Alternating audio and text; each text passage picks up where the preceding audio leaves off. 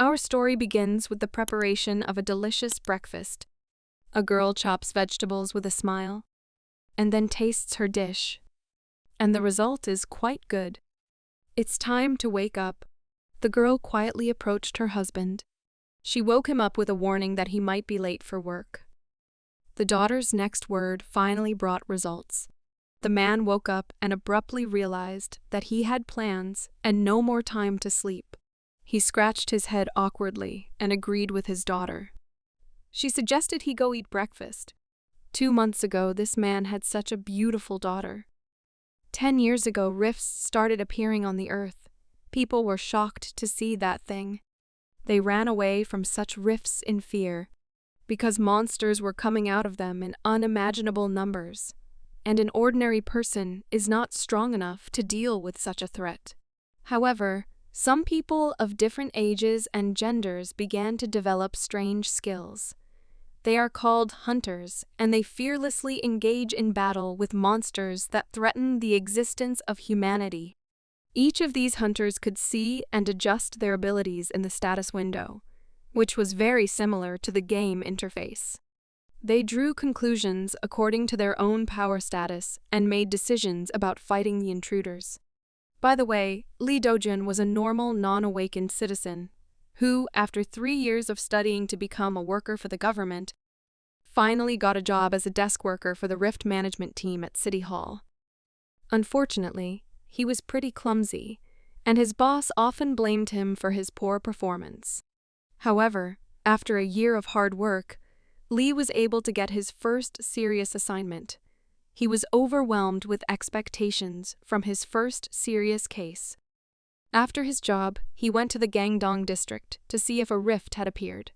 But on the way, something unexpected and unplanned happened. He was hit by a truck. After this event, the guy could not regain consciousness. When he opened his eyes, he saw unfamiliar surroundings, and he found himself in the world of Miriam.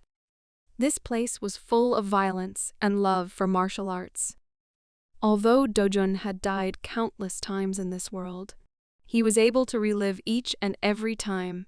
This was because he received a skill when he first woke up in Miriam.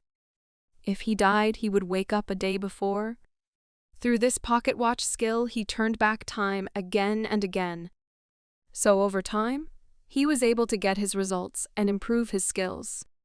And through all that, right when he was about to forget his own name, Lee Dojun became the strongest. The people of Miriam called Dojun a heaven's demon. Even though he conquered the central plane, there was nothing left for him. And just like that, just as he had appeared in a world called Miriam, he suddenly came back to his original reality. He was in the hospital and surprised the doctors with his behavior. He had not yet completed his full treatment.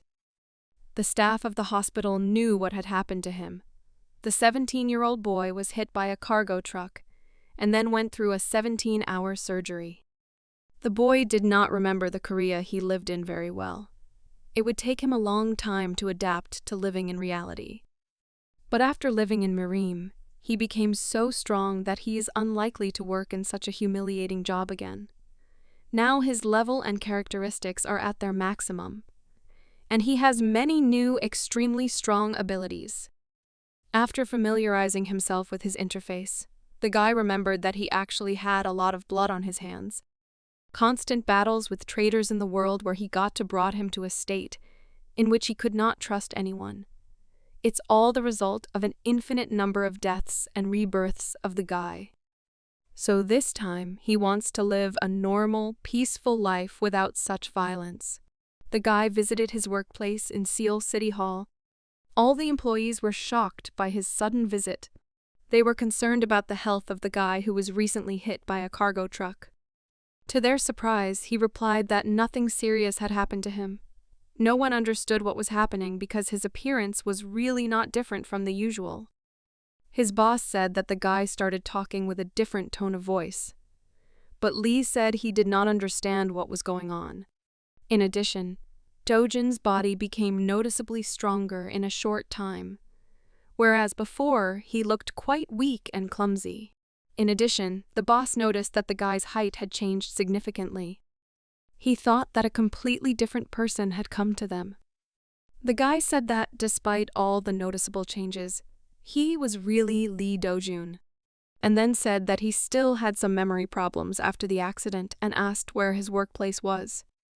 Folding his hands in front of him, the business boss said that it was very different from his old employee Lee Dojun. The boss then asked Hyensu to bring a fingerprint scanner. Meanwhile, one of his co-workers was fascinated by Lee's new appearance. Hyensu brought the scanner and asked his colleague to prove that it was really him. Everyone looked at the result in amazement, and the identity of the Rift's employee was confirmed. The boss couldn't believe it and asked Lee Dojun to repeat the test, but the result was always positive. He couldn't believe that his clumsy employee could change so much in one day. A colleague thought it might be a result of amnesia, and in her opinion, Lee became more attractive. The man asked how he could have changed his height then, but the girl didn't care anymore. Dojun was exhausted by this dialogue and asked to see his workplace. The boss said he shouldn't work today and asked the employee to go home to get some rest. Lee was still on sick leave and had one more day off before returning to work. The intrusive boss offered to help him find his way out of the office, but he said he could do it on his own. Dojun returned home. He still had doubts whether it was the right house. When he approached the door, he stopped. After a long stay in the marine world, he couldn't remember his own code. Suddenly, the door opened and an attractive girl came out of his apartment. She called Lee as her uncle, but he didn't know who she was. They continued their acquaintance in the kitchen and drank coffee. And it turned out that this girl was not a stranger, but the daughter of our hero's brother's girlfriend. His brother's girlfriend died in an accident, and in fact, Dojun agreed to live with her. So he told her the code to the apartment, and she arrived at her new home today. The guy with amnesia asked if they had met before, but she replied that this was their first meeting. Lee realized that this was a big responsibility and asked if she had any other relatives. But the girl replied that her mother was an orphan and that she had no one else to turn to for help. Suddenly, the boy noticed food that he had not prepared, and the daughter said that it was Maurice. She had cooked it for dinner. Dojun suddenly said that he would hardly be able to take her in for long. The girl did not understand why his intentions had changed so suddenly, so she showed him their correspondence. 2 days ago, the guy told her that this situation was not a problem for him, and that he would be happy to provide her with a place to stay. He told her about yesterday's accident and how he woke up in the hospital with amnesia. The girl did not know that such an event had happened to him. She asked how his health was, but to her surprise, he said that his body had fully recovered, but he still has memory problems, so it can lead to some difficulties in performing everyday tasks.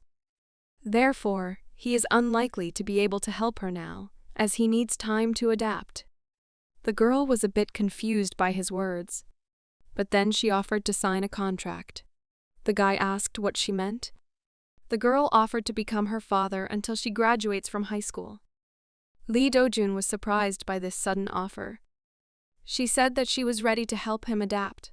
She would do all the housework to make it easier for him. In exchange, she asked to be allowed to live with them in the apartment until she finished her studies. She needed at least 6 months before she could move into a dormitory. Dojun realized that this was a very convenient and favorable offer for him.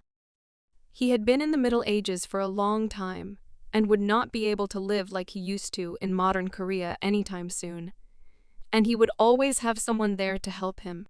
He realized that it was very beneficial for both of them. He agreed to sign a contract with her. He started writing the terms on a piece of paper and then handed it to the girl. He asked her if she understood everything and if she needed to make changes to certain clauses of the contract. The girl began to review what he had written. She had no questions about the terms of the contract. After that, the guy offered to sign it. The girl could not hold back her tears of happiness. Her name is Miss Yuni, and they agreed to help each other throughout their lives in the family. Yunhee asked him with a smile if she could call him father, and Lee said that he didn't mind. They agreed to dispense with formalities in their conversations and live as if they had always known each other. The girl was confused by how quickly he got used to his new life.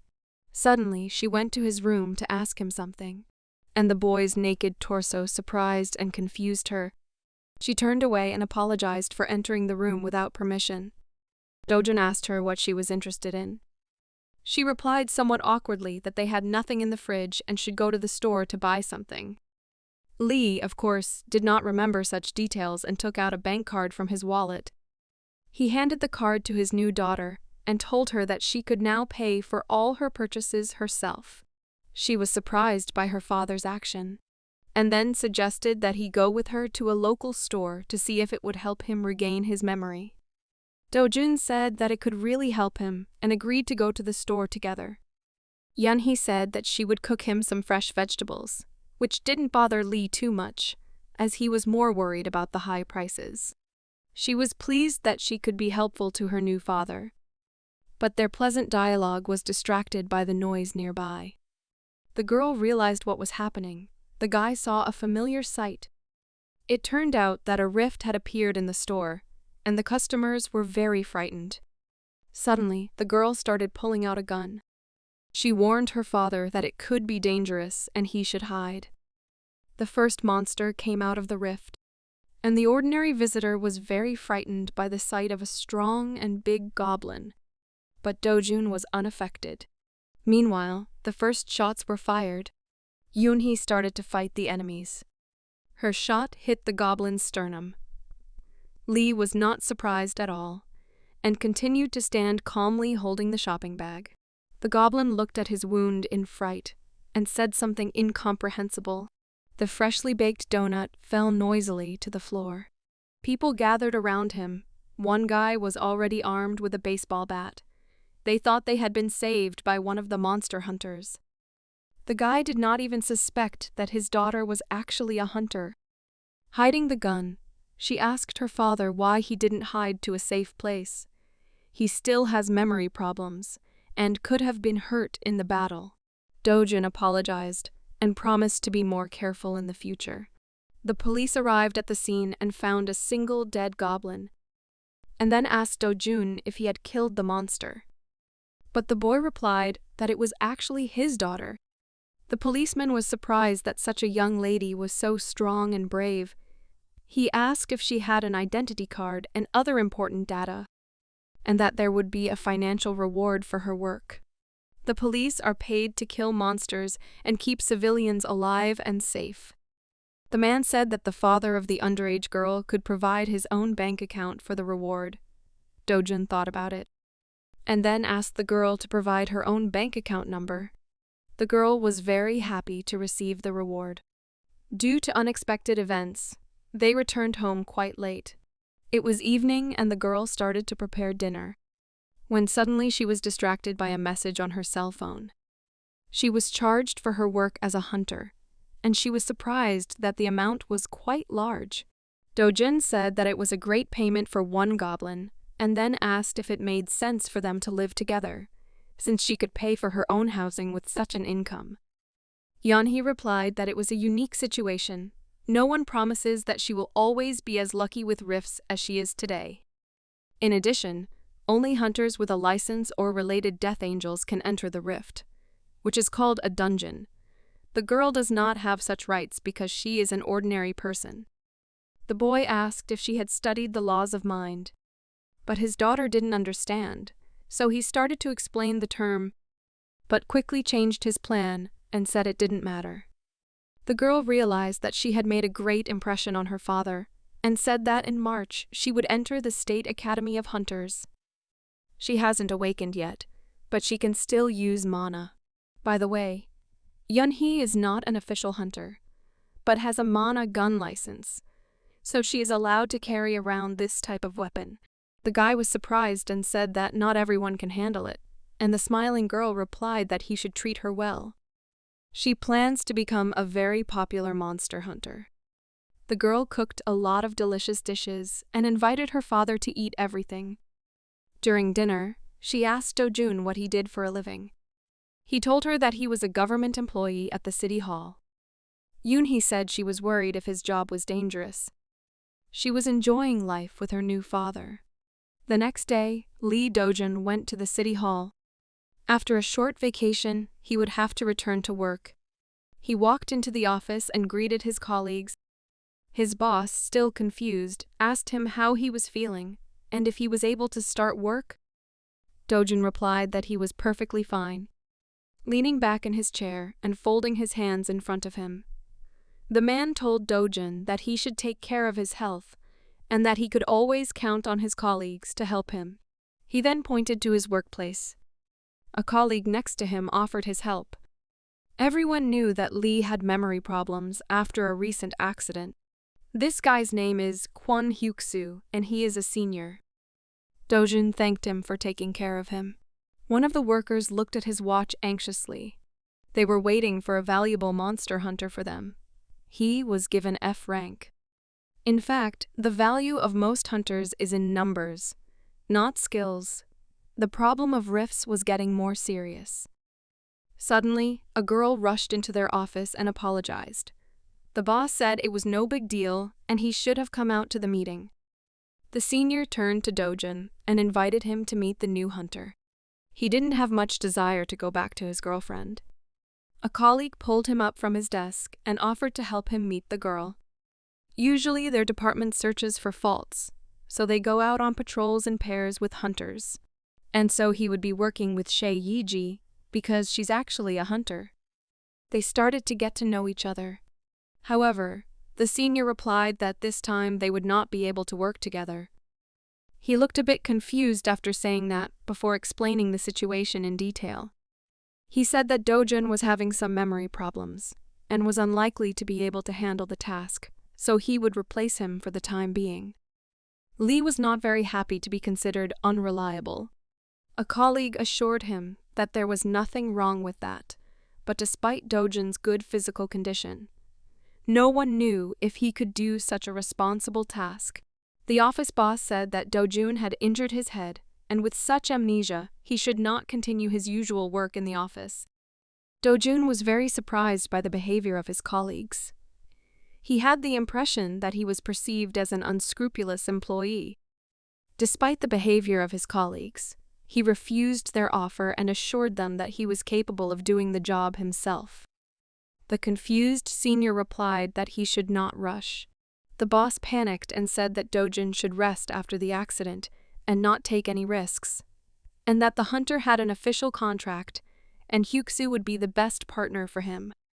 Lee insisted that he would be the one to keep the company in eliminating the monsters and rifts, and his colleagues were running out of patience.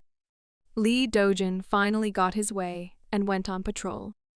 The boss was not happy with his colleague Hyuk-soo's decision, but he was going to give Lee another chance. The team got to work. Dojun and a cute girl started patrolling. The guy had enough documents to understand the essence of his task. His part of the job is to research all the information about the rifts for specialists like him. Students from the Hunter Academy are provided with assistance. Unfortunately, many fake documents have appeared among the large mercenary guilds. Even government employees have started using them. Yayi decided to get to know her partner better. She said that she was 21 years old and she was happy that they would work as a team. The guy replied that he was checking the documents and missed a certain part of her appeal, after which his attention was drawn to an unfamiliar object in the girl's hands. Yayi said that it was a case. It contained her uniform and weapons. These are the necessary things for fighting monsters. Their conversation was interrupted by the driver, who said they had arrived. The team got off outside the city. There was a forest around. The girl opened the case, and then took out a strange green ball. She held it to her body, and then the shape of a monster hunter appeared on it in an instant. The guy was very surprised by what he saw. He could not observe such technologies in the world of Mirim. The girl asked him with a smile if it was the first time he had seen it, and he replied that it was. She said that this suit has the lowest level of protection, but it is quite expensive, and her sword is a trophy. It belonged to one of the monsters. The girl asked her partner how to address him, but the guy didn't care. So Yayi decided to call him manager, as he was responsible for rifts. The team passed the inspection and was allowed to approach the object. The team was confidently approaching their goal. There was a rather large rift in front of them. The girl was a little confused because it was the first time she went on a mission without other hunters. Suddenly she heard a familiar male voice. A team of 3 men greeted her. Their captain asked Yayi why she was still working as a hunter. The girl was confused and did not know how to answer him. This meeting was an unpleasant surprise for her. The hunter looked at Dojun and asked her if she had joined one of the guilds, and she didn't know how to answer. With a disdainful look, the man said that he was amazed that anyone accepted her since she couldn't even use mana. Yayi felt ashamed in front of her colleague and looked down. As the rude stranger continued to humiliate the girl, Dojun just watched. He asked the girl if she knew this hunter, and Yayi replied that they had attended courses together to become hunters. Their conversation was interrupted by the laughter of the man across the street. He was amused that the girl had decided to sign a contract with the city hall. He said that no guild would ever accept a weak fighter like her. No one wanted an F-ranked fighter. Dojun told the rude man that he should stop, and that his behavior was really pathetic. The arrogant man turned to his team and asked if they had also heard what the civil servant had said. He was angry at the guy's unfriendly tone, so he lifted Dojun in the air with one hand. Yayi immediately started to panic, thinking that her manager was in danger. The monster hunter asked Lee if he could protect his colleague, but the guy hadn't taken such threats seriously for a long time. Suddenly, the monster hunter was frightened. The guy threateningly said that he would forgive the rude man if he let him go within 3 seconds. Dojun's eyes looked very serious. The man let him go, after which he shouted in panic that he couldn't breathe. One of the hunters put his hand on Na Hanjong's shoulder and asked what happened. The frightened man fell to the ground and covered himself with his hand. His team was worried they did not understand what had happened. Hanjong pissed himself in fear. Yayi couldn't hide her own surprise, but the manager just smiled back at her, and then reached out to the frightened hunter and asked if he could stand on his own. Dojun's look was enough to cause the poor man to panic. With a threatening look, Lee warned the rude man that he should not interfere with them if he valued his life. Through tears and incredible fear, the man agreed. No one could understand what happened in those few seconds of contact. The Dojun manager suggested that the girl should not dwell on this situation and start her task as soon as possible. There was a rift next to him.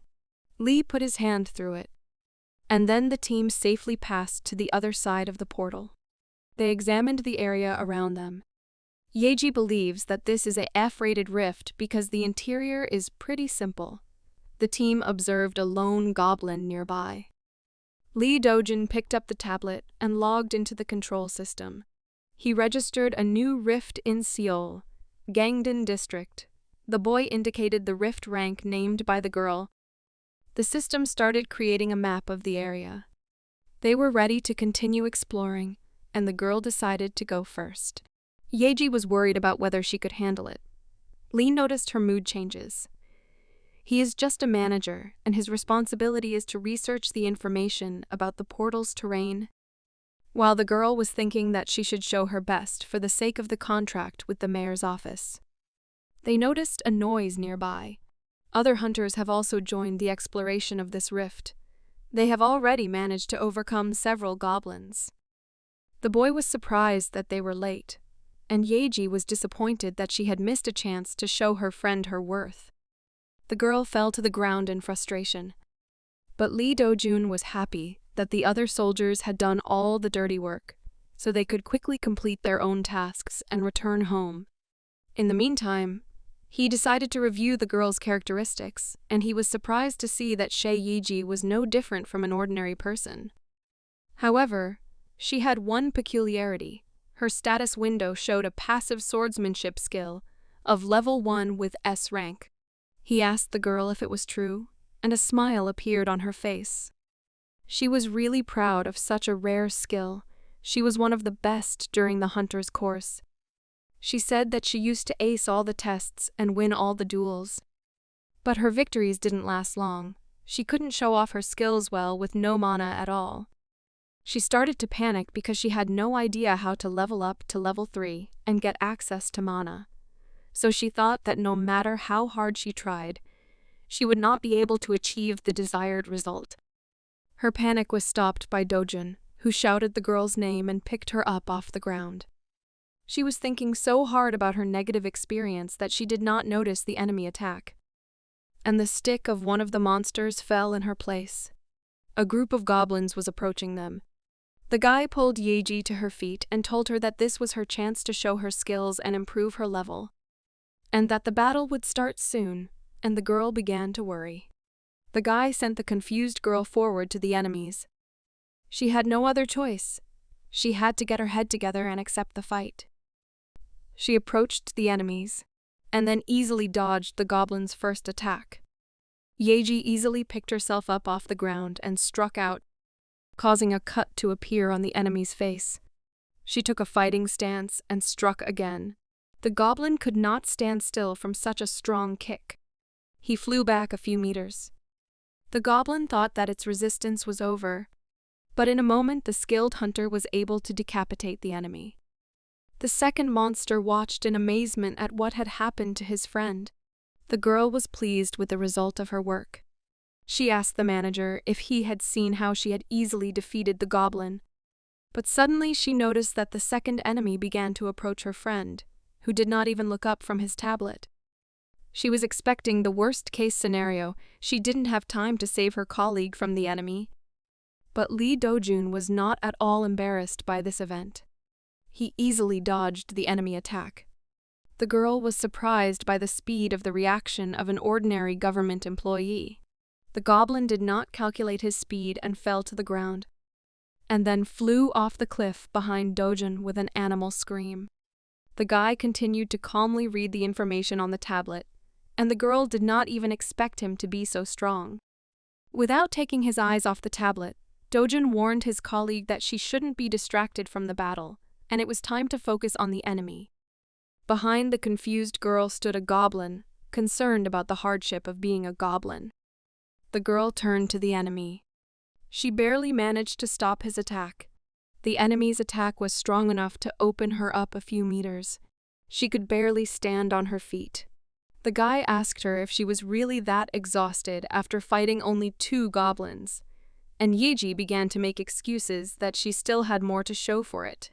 The goblin wasted no time in striking again, but she managed to jump back, and she kept her defense up. The enemy held his weapon and smiled sweetly at her. The girl was furious that the situation was getting worse. She gathered the rest of her strength and rushed into battle, but the goblin managed to strike first and she was unable to react in time. Lee noticed that his colleague's hands were shaking. He said that fencing was probably not her only strong skill. He thinks that the basis of her fighting style is to block the enemy's attack and strike with the least amount of force. Dojun suggested that she step back a bit and rest, as her breathing was very short, and she would not be able to continue the fight with shaking hands. The girl followed her friend's advice and took 2 steps back. She tried to calm her breathing. She should focus on the enemy. The goblin was also exhausted.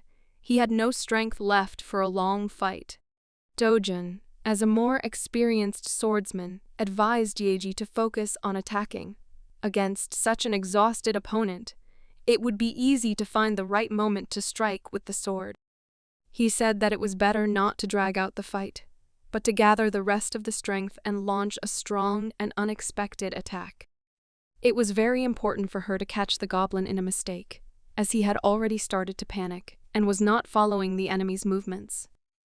Yayi was ready to demonstrate her rare fencing skills.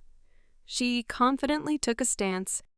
Ready to fight, she watched the enemy closely. The goblin swung his club high and opened his body for a counterattack.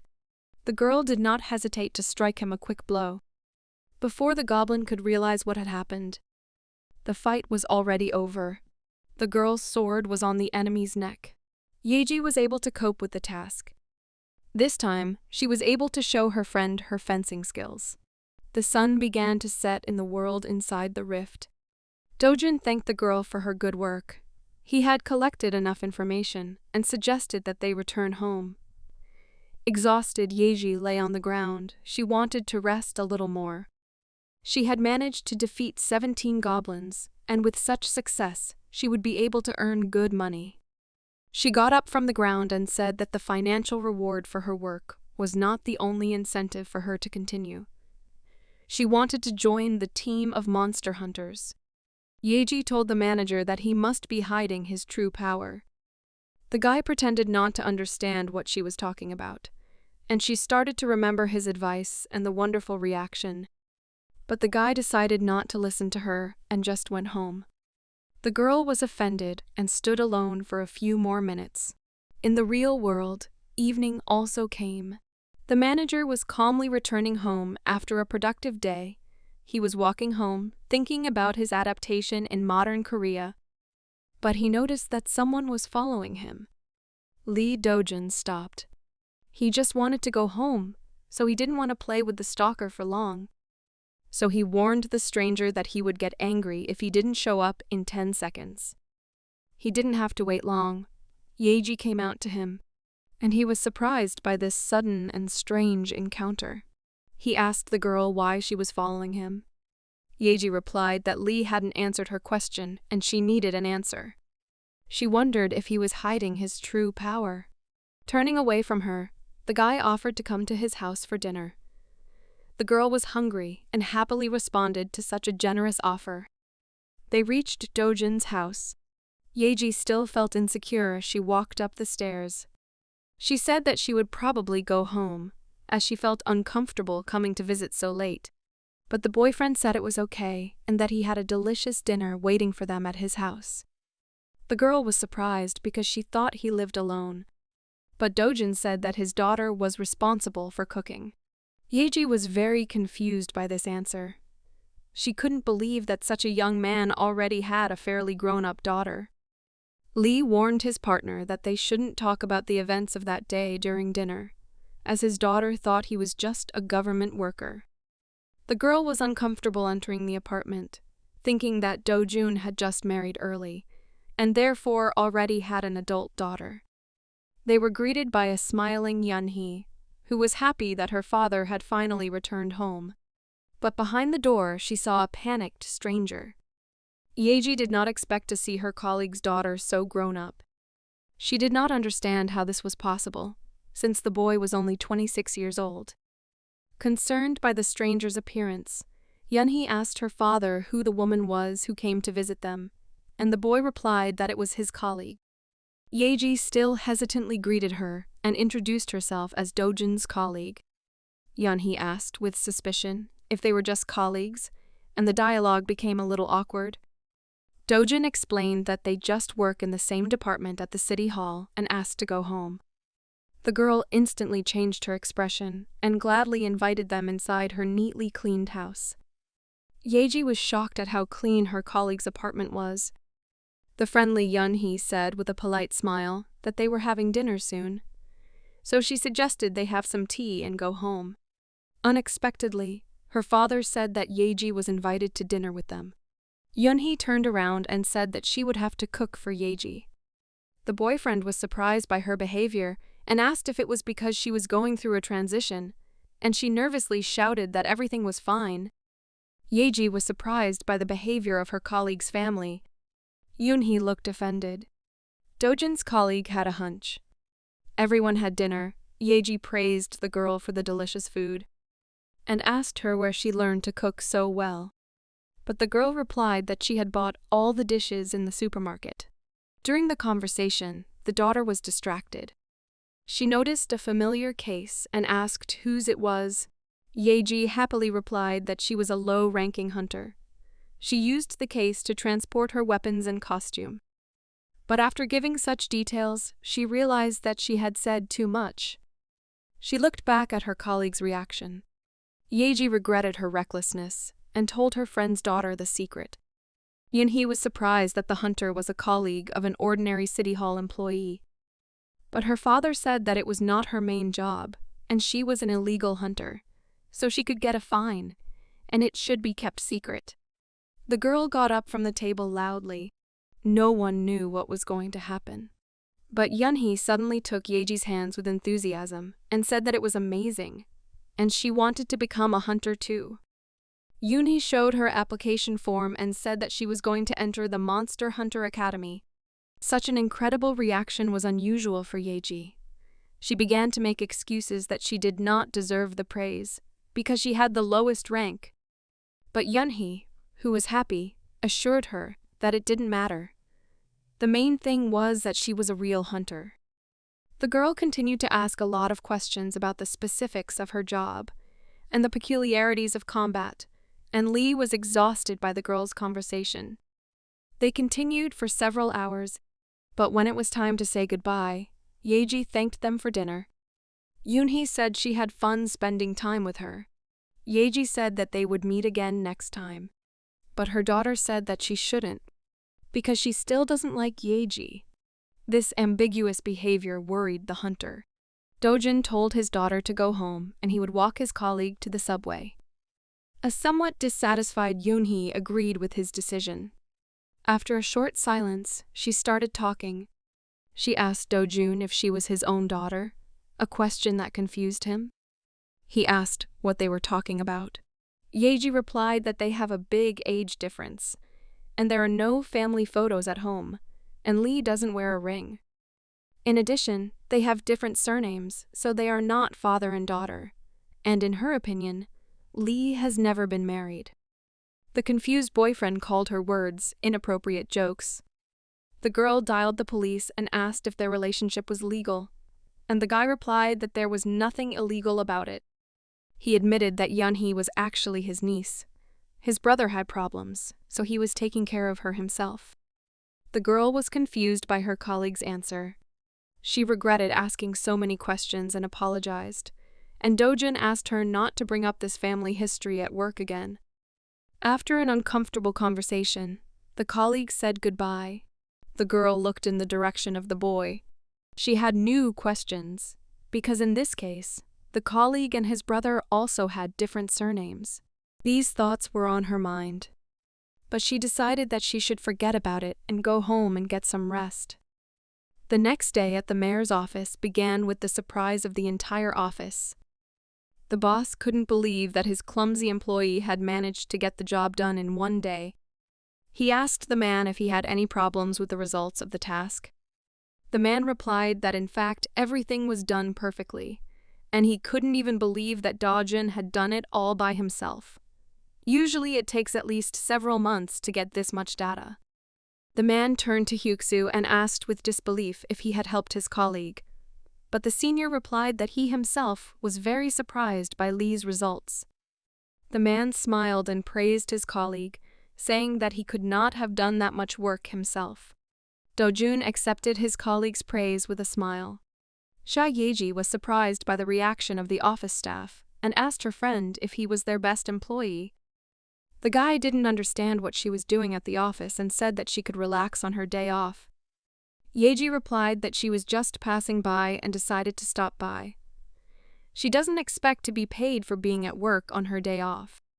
Senior handed the manager a document. The guy didn't know what it was. Hyuksu replied that it was a hunter exam schedule, and he, as the girl's manager, should know about it. The exam to assess the level of hunter's skills is held once a year. Depending on the results, participants can improve or worsen their position. So it is a very important day for every hunter. In Korea alone, there are several hundred hunter guilds, all of which are interested in high-level specialists. It is during this period that guilds choose new members the most, so the day of the rating evaluation exam is also called the opening day of the transfer market. Hyuksu said that their boss is very worried about the results of this day. Lee realized that after the hunter's own rank was increased, they chose to work in private guilds and left the government jobs. Among their employees, Yeji will also take part in the certification, and Dojun should go to the exam with her. The girl will be performing in the first group in a week. Lee Dojun asked his colleague if she was also planning to join the guild, but the girl started to panic and said that she was planning to extend her contract with them. Lee replied that it was not really his business, and she should ask the office manager, and the girl just smiled at his reaction. The manager told his colleague that it would be better to raise her level before the performance appraisal, and that she would be able to earn a higher salary. The girl replied that she would get an F rating again anyway, and the guy looked at her in surprise.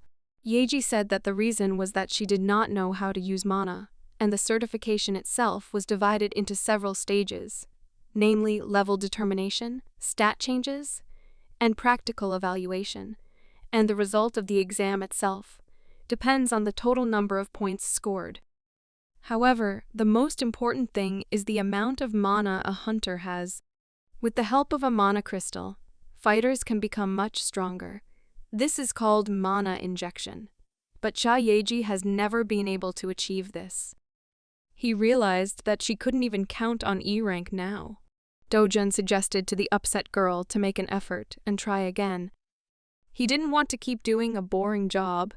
He works with only one hunter, and it is Yayi, so he hopes that she will improve her level, and they will be able to work on more interesting locations.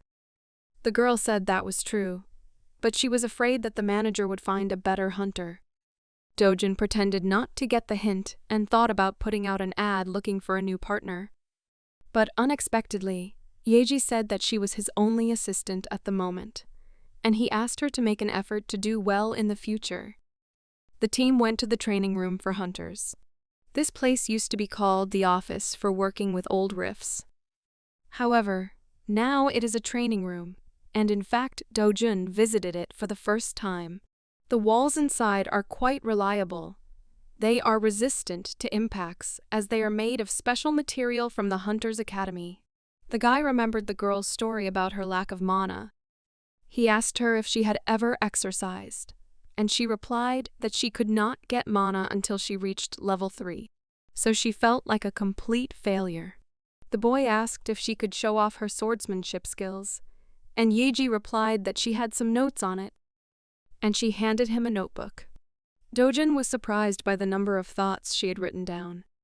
Yayi was describing all the things she couldn't understand, and she was drawing various fighting techniques.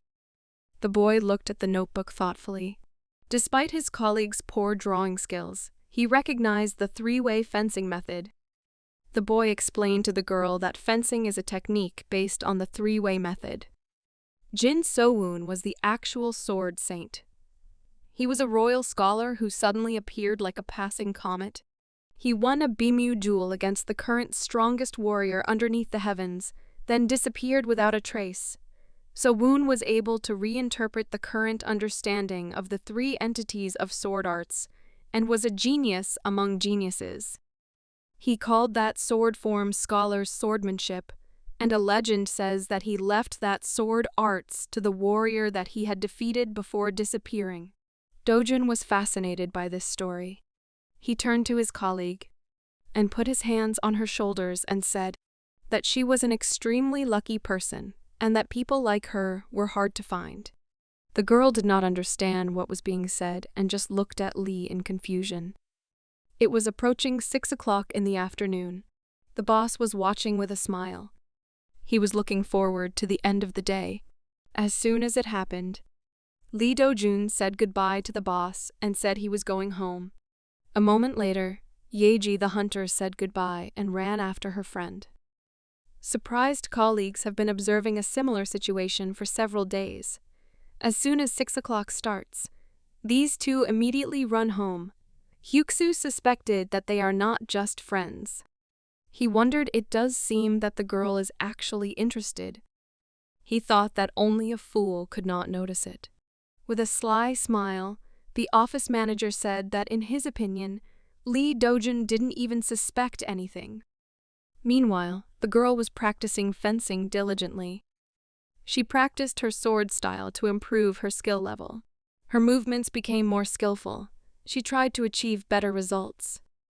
The girl stopped for a moment. She began to feel a change. She thought it was a sense of her own mana being present. She looked at her status interface, and then noticed that her current level had increased.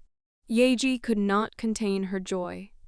Dojun praised her for her hard work, and said that this was a great result achieved in just 1 week. The girl thanked the manager with enthusiasm and said that their meeting was a real miracle.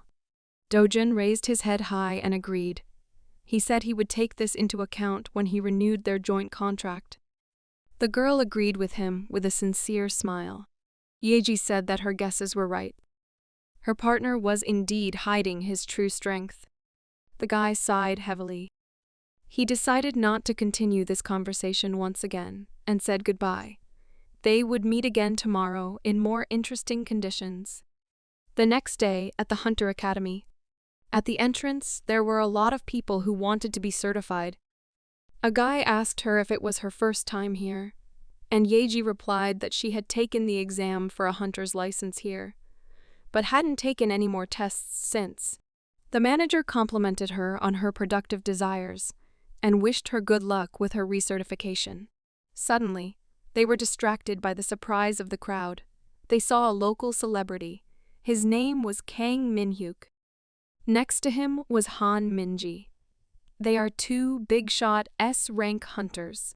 Everyone who wanted to be certified stepped back from the track and watched the celebrities with admiration. The girl smiled and thanked her coworkers for their courtesy. Kang showed no emotion. Lee surprised his colleague by saying that he did not know about these hunters. The girl explained that they are ranked 7th and 10th from the Icarus Guild. They are among the handful of the strongest hunters in the world. The boy looked in their direction thoughtfully. He thought that their fame was actually overrated. Dojun turned to the girl and told her that, with her talents, she could catch up with them in a year of hard training, and a surprised smile appeared on the faces of the people around them. They started laughing at the guy's words, and Yayi replied that it was impossible to reach S rank so quickly, and he was just talking nonsense. She covered her face in shame and asked her manager not to say such things in front of other hunters.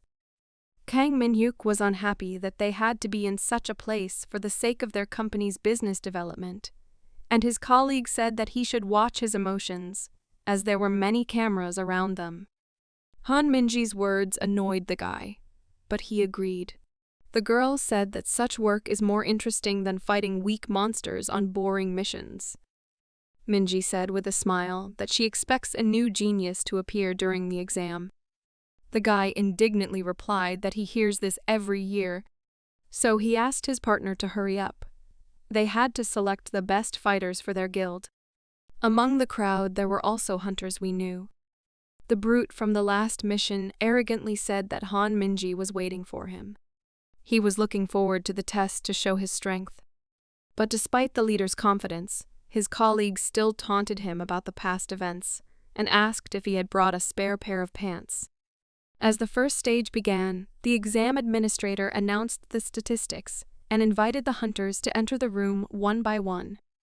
Lee told the girl that it was her time, and Che agreed with her colleague with a smile on her face.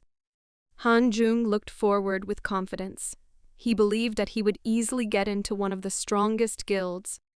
The hunters lined up to count the statistics. Everyone was excited to see the results. Some hunters had already gotten good results. Their expectations were met, and they could not contain their joy. Managers of the best guilds offered to join their team. A man with rank C could choose where to join.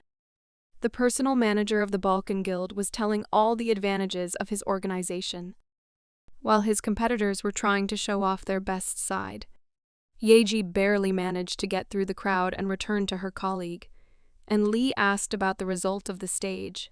The happy girl said she got D rank. She was very happy with the results of her training. Her mana not only appeared, but also increased by 10 levels. The guy replied with a smile that he congratulated her, and then suggested that she go on. They were watching one of the C-ranked hunters. Yayi would be the next to compete in the duel. The excited girl asked the manager if she would really be able to test her skills against a C-ranked opponent. Li thoughtfully replied that she could easily defeat a monster of the same rank now. Confused, Yayi asked the manager how he could be so sure. Dojun looked mysteriously and replied that it was his intuition. Throughout the building of the hunting academy, the opening of access to Rift for the third group of rank C was announced. Li Dojun supported his partner. The girl could not calm down in anticipation of the battle. She had never fought such strong monsters before. Besides, a huge number of people were watching her, which only made her worries worse. Suddenly, a low male voice distracted her from her deep thoughts. Hanjong asked her what she had forgotten at this exam, and Yayi recognized her former colleague. She tried to think of an answer in confusion. She was embarrassed to meet this man after the events of the last mission. Hanjong angrily asked if she was here to test her strength.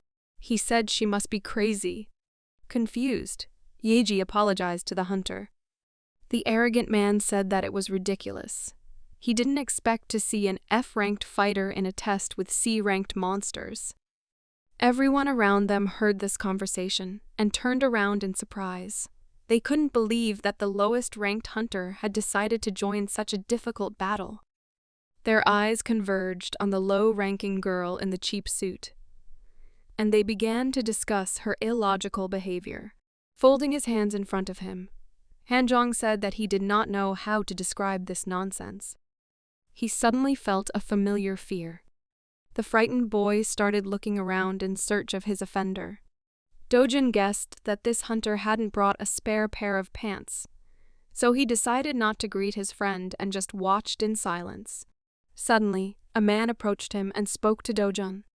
Kang Minhyuk knew everything about him and his colleague Yayi. Li Dojun replied that he wasn't even surprised by such detailed information. He continued to look at the hunter, waiting for his next move. Kang said that he didn't want to waste time, so he would get to the point of the conversation right away. His guild is interested in a contract with Yayi, he said.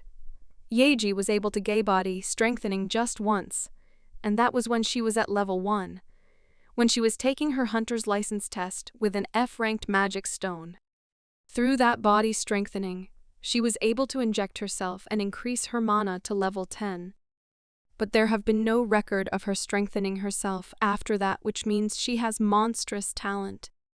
Dojun actually knew that the girl still hadn't used mana injection. Kang said that in the Icarus Guild, she will be able to get wings and an A-rank suit right away. She will also be able to gain insight through her senior hunters and be able to participate in higher-ranked rifts by doing raids, which will help her to increase her experience. On the other hand, the city hall will not be able to offer her better conditions. Kang believed that the salary increase was not enough for such a hunter.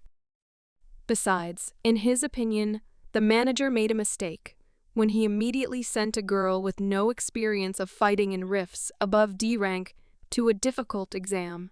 Minhyuk said that it was a foolish move and they relied only on luck. Meanwhile, the rift was activated. The task of the fighters was to destroy the enemy orcs in a certain time. The enemies were much better armed than the goblins Yayi had fought before. Hanjong finally got his chance to prove himself. Yayi was ready to fight. Meanwhile, Kang continued to talk about the benefits of the guild. In his opinion, a hunter can only be trained by another, more experienced hunter, so Yayi should leave the city hall. Minhyuk said that this is the best option for her and Li Dojun should agree with him. The manager scratched his head thoughtfully, and then replied that Yayi has her own will and she will make her own decisions. With a sly smile, Dojun suddenly offered his opponent a bet. Kang couldn't understand what this fool from the mayor's office wanted to offer one of the best hunters on the planet. Meanwhile, the monsters were getting closer.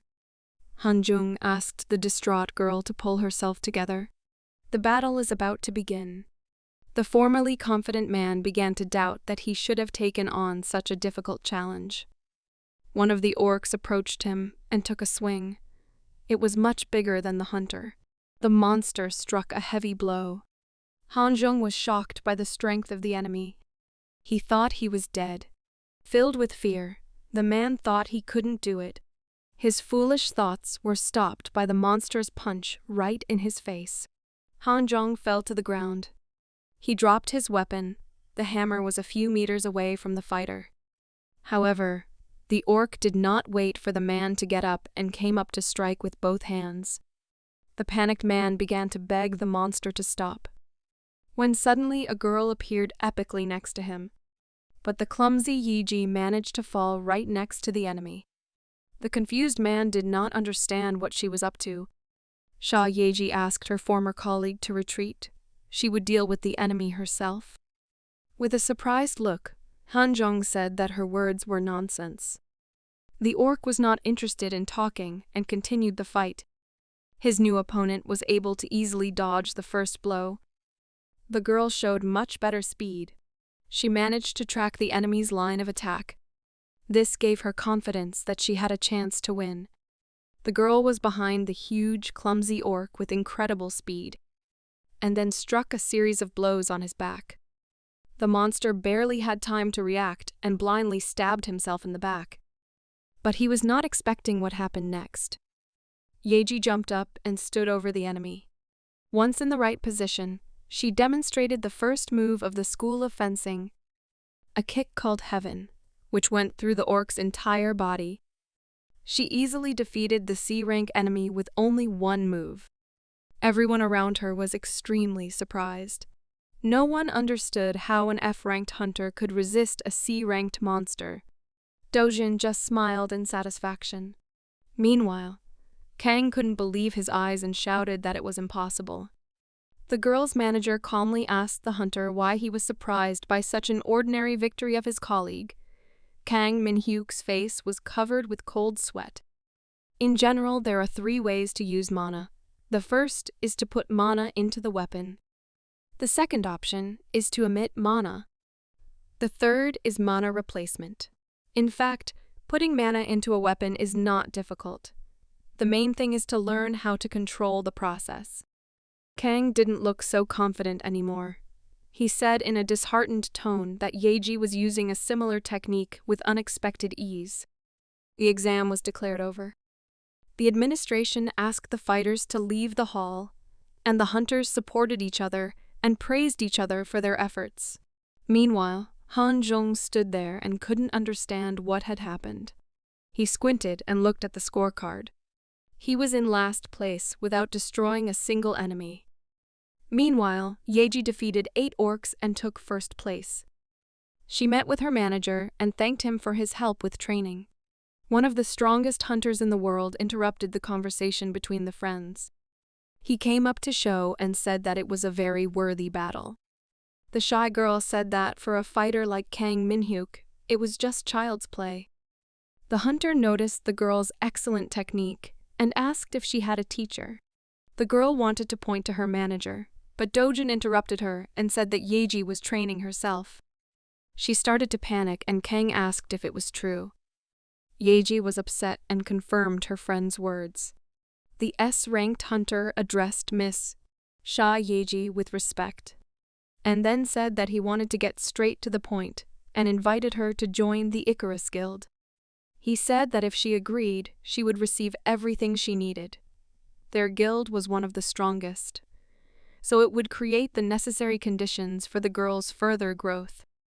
However, Yayi responded with a sincere smile and said that she was grateful, but not interested in joining their guild, and then asked the manager if he agreed with her. Confused by the unexpected answer, the man began to panic and ask her to think about the offer again, as she might not get such an incredible opportunity again. He said that the pay would be much better than the city hall salary, and the conditions and support of the Icarus Guild were among the best. Yayi looked away and said that she was already happy with everything and didn't want to leave the city hall. She felt uncomfortable in the company of the confused hunter and said goodbye to him. Returning to the hunter, Dojun asked him to call her. The man didn't understand what she was talking about at first, but then he smiled and looked away. The fact is that the cunning Dojun made a bet with Kang Min-hyuk. He believed that the girl would be able to overcome at least 5 orcs. and in case of defeat, he would convince Yayi to join the Icarus Guild. However, if he won, he would get an A-ranked suit. Kang could not refuse such a lucrative offer. Meanwhile, our heroes returned to the city hall. Yayi was a little upset by the support of her colleagues. She was holding a hunter's license with rank C. The head of the office clapped his hands. The men could not believe that the girl could improve her level on the exam so much. Hyuksu asked her if she was okay. There had already been an article published about her. It said that the Icarus Guild had refused her request to be hired, that Kang Min-hyuk's popularity spoke for itself, and that Yayi was just a one-time celebrity. Hyuksu was surprised by the decision of one of the best guilds. The office chief decided to keep the conversation going, and said that their city hall is also one of the best in the world. The senior manager continued his thoughts out loud. If he were the girl, he would not miss the opportunity to join Icarus. The boss agreed, and said that they would also keep the girl in the lunch and provide her with everything she needs. The senior continued to talk about how Yayi had a great chance for a bright future.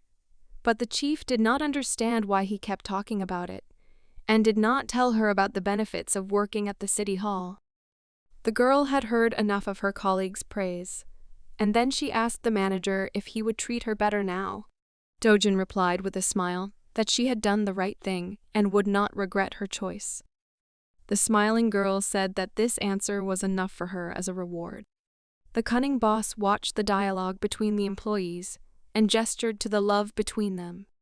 Turning away from his colleagues, Lee Dojun said that he and Hunter Yayi would go to the general store and then they would be back. By the way, the Korean General Store is the largest hunting equipment store that is located in the Hunter's Bureau. They sell suits, weapons, and even consumables that are necessary for hunters. Hyuksu said in confusion that he understood Dojun's concern, but their office budget does not provide for the purchase of equipment for hunters. At the moment, all funds are distributed among other hunters, and Yayi will be able to get the money only after agreeing on an additional budget. Despite the serious conversation, the boss continued to joke. The guy calmed his colleague down and said that they would not spend the office's money. They would just get the promised equipment. The team went to the hunting bureau. Dojun didn't even expect the sales area to be so simple. Yayi said that she had already been here and that there would be stores with branded items. They looked around for new gear. The selection was amazingly diverse. A woman with a sincere smile greeted the visitors. Lee Dojun introduced himself as an employee of the Rift's investigation department and said that he came at the request of Kang Min-hyuk. The woman replied that she had heard about it, and then offered to look through the assortment, and she would be around to help. Some of the costumes looked quite ridiculous. Yayi said that she still hadn't seen a costume that suited her. Suddenly she stopped. Her eyes sparkled happily. She called the manager and said that she had found an incredible costume with silver wings. Yayi heard that this suit is actually awesome. Apparently, it is made with the wings from the queen ant monster. The guy was surprised to ask if it was really what she wanted. The girl looked at the suit in love and said it was too expensive for her. They decided to continue their search. Exhausted, Lee Dojun regretted that he had agreed to this trip to the store. They spent 4 hours here, and still came back to that black suit with silver wings. The girl's emotions were very different, and she was talking with enthusiasm about how cool the equipment they bought was. The guy looked at the sign next to him in surprise. It read about a big sale of weapons with a 50% discount. Dojun asked the seller what kind of equipment it was, and the seller replied that it was a sale of E-rank items, and there were some pretty nice ones. The man offered a discount for buying several items at once, with one item selling for 1 million won. Kang was shocked by the price. He thought that the sale meant affordable prices, but the girl explained that hunting equipment is always expensive. The seller started to convince them that it was a very good deal, but Lee turned his back on him and told Yayi that they were going back to the office. At one point, however, he sensed something. He had sensed something among all the junk that was very interesting to him. He went back to the store and started looking for the item he needed among the sale items. Yayi didn't understand why the manager was acting so strangely. He finally found the item he was looking for. He couldn't believe that it was in such a place. He didn't believe that there is any chance that something that is supposed to be sealed in the heavenly demon god sect from the central plane was actually here. Picking up the item, the guy marveled at the sword of a world-ruling master. It was on sale for only 50,000 won. The seller immediately began to apologize for putting it on sale. He said that he even forgot to remove the price tag from the junk. Lee asked if this sword could really be bought for that price. The man slyly rubbed his hands together and said that such junk rarely makes it to the counter, but he could sell it. And the confused Yayi did not believe that her manager would agree to such a ridiculous purchase. Despite the reaction of the misunderstood girl, the guy was quite serious about his intentions. The confused seller was incredibly eager to sell this unnecessary product, but still asked why the buyer wanted to buy an old iron sword hilt. But Dojun assured him that it didn't matter. After the extremely successful purchase, Lee went to Mount Womyun, holding the same sword in his hand, and smilingly marveled at the fact that it was really valued at 50,000 won. Taking the object in one hand, the sword awakened. It released so much energy that everything around it flew apart, an extremely powerful force spreading all around the deserted forest. Suddenly, the man remembered that his daughter was already preparing dinner. It was getting late, and he didn't have time to take the subway, so he decided to use his powers. When he got home, Dojun apologized for being late, but in the meantime, he heard the news in the apartment. The man did not understand why Yunhee left the apartment and did not turn off the TV the news was telling about an incident near Mount Womyun, where a huge rift appeared and immediately disappeared. The guy was surprised by the information he heard. Meanwhile, the girl was in her apartment in her room, and because of the move, she completely forgot to pay the equipment rental, lecture fees, and other bills. She was shocked to find out that the public university had billed them more than 50 million won. Looking at the sky-high amount, she thought of asking her father for help, but financial support was not provided for in their family contract. She put her hand to her head and exhaustedly said that she should be grateful for the permission to live in Dojun's apartment. She was ashamed to ask for money for her studies. Lee came in and asked the frightened girl what she was doing. Yunhee panicked and covered the receipts with her hand and said that she was just cleaning the table. Dojun simply suggested that his daughter go to the kitchen and have dinner. The worried girl replied that she had no appetite and would join them later. She was embarrassed in front of her father and began to make excuses that she just needed to clean her room. Dojun realized that she was hiding something, but went to the kitchen. He asked his daughter if they had any sesame oil at home, and Yunhee said that it was in the bottom drawer under the oven. She didn't understand why he needed the oil, and the man shouted from the kitchen that he wanted to mix it with rice. Yunhee was unhappy with this barbarism and asked to eat her dinner as she had prepared it. The girl hid her receipts and went to the kitchen to cook an egg for her contractor father. Dojun's plan worked, and he was able to break into Yunhee's room. He found the disturbing check and started counting the zeros. Realizing it was 50 million won, the shocked man couldn't say anything. Night fell. Dojun tried to sleep, but he couldn't get his mind off the troubling thoughts. The entrance fee to the Hunter Academy was 50 million won. He couldn't even imagine what the price would be after 3 years of training. He decided to get up and pick up his phone. Checking his bank account, he realized that he didn't have anywhere near the required amount. The equipment and training cost a lot. Lee finally understood why Miss Yayi was constantly collecting mana crystals. After some thought, he decided to call a colleague. But when he remembered what time it was, he began to worry if it was too late. But Yayi had already taken the unexpected call and asked her manager if everything was okay. The guy replied that she should sleep at this time because otherwise she would not have the energy to work. Yayi had been sleeping for a long time, but she didn't know what to say to the manager and simply apologized. Dojun said that he was calling about an A-rank mana crystal. He was wondering how much such an item costs, and she replied that she didn't know exactly and that prices depend on the size. But she had heard that one crystal can get about 150 million won. Such an incredible amount surprised the guy with amnesia. That's what he wanted to hear. Yayi started to apologize and thank him for his concern. She said it was too early for her to think about a rank crystals, as she had just gotten C rank. But the guy didn't understand what she was talking about. He didn't even plan to worry about the girl because he only asked because of his own intention to help his daughter. But after collecting his thoughts, he calmly thanked her for her help and wished her a good rest. The girl sincerely thanked the manager for his support and the purchase of such a beautiful suit. She went to bed again, satisfied with her life. The next morning came. Dojun dressed to hide his identity, thinking that glasses, a mask, and gloves would be enough. He also had a fake temporary pass of a hunter named Kim Hyun-woo. He was grateful to himself that he did not throw away such a valuable item.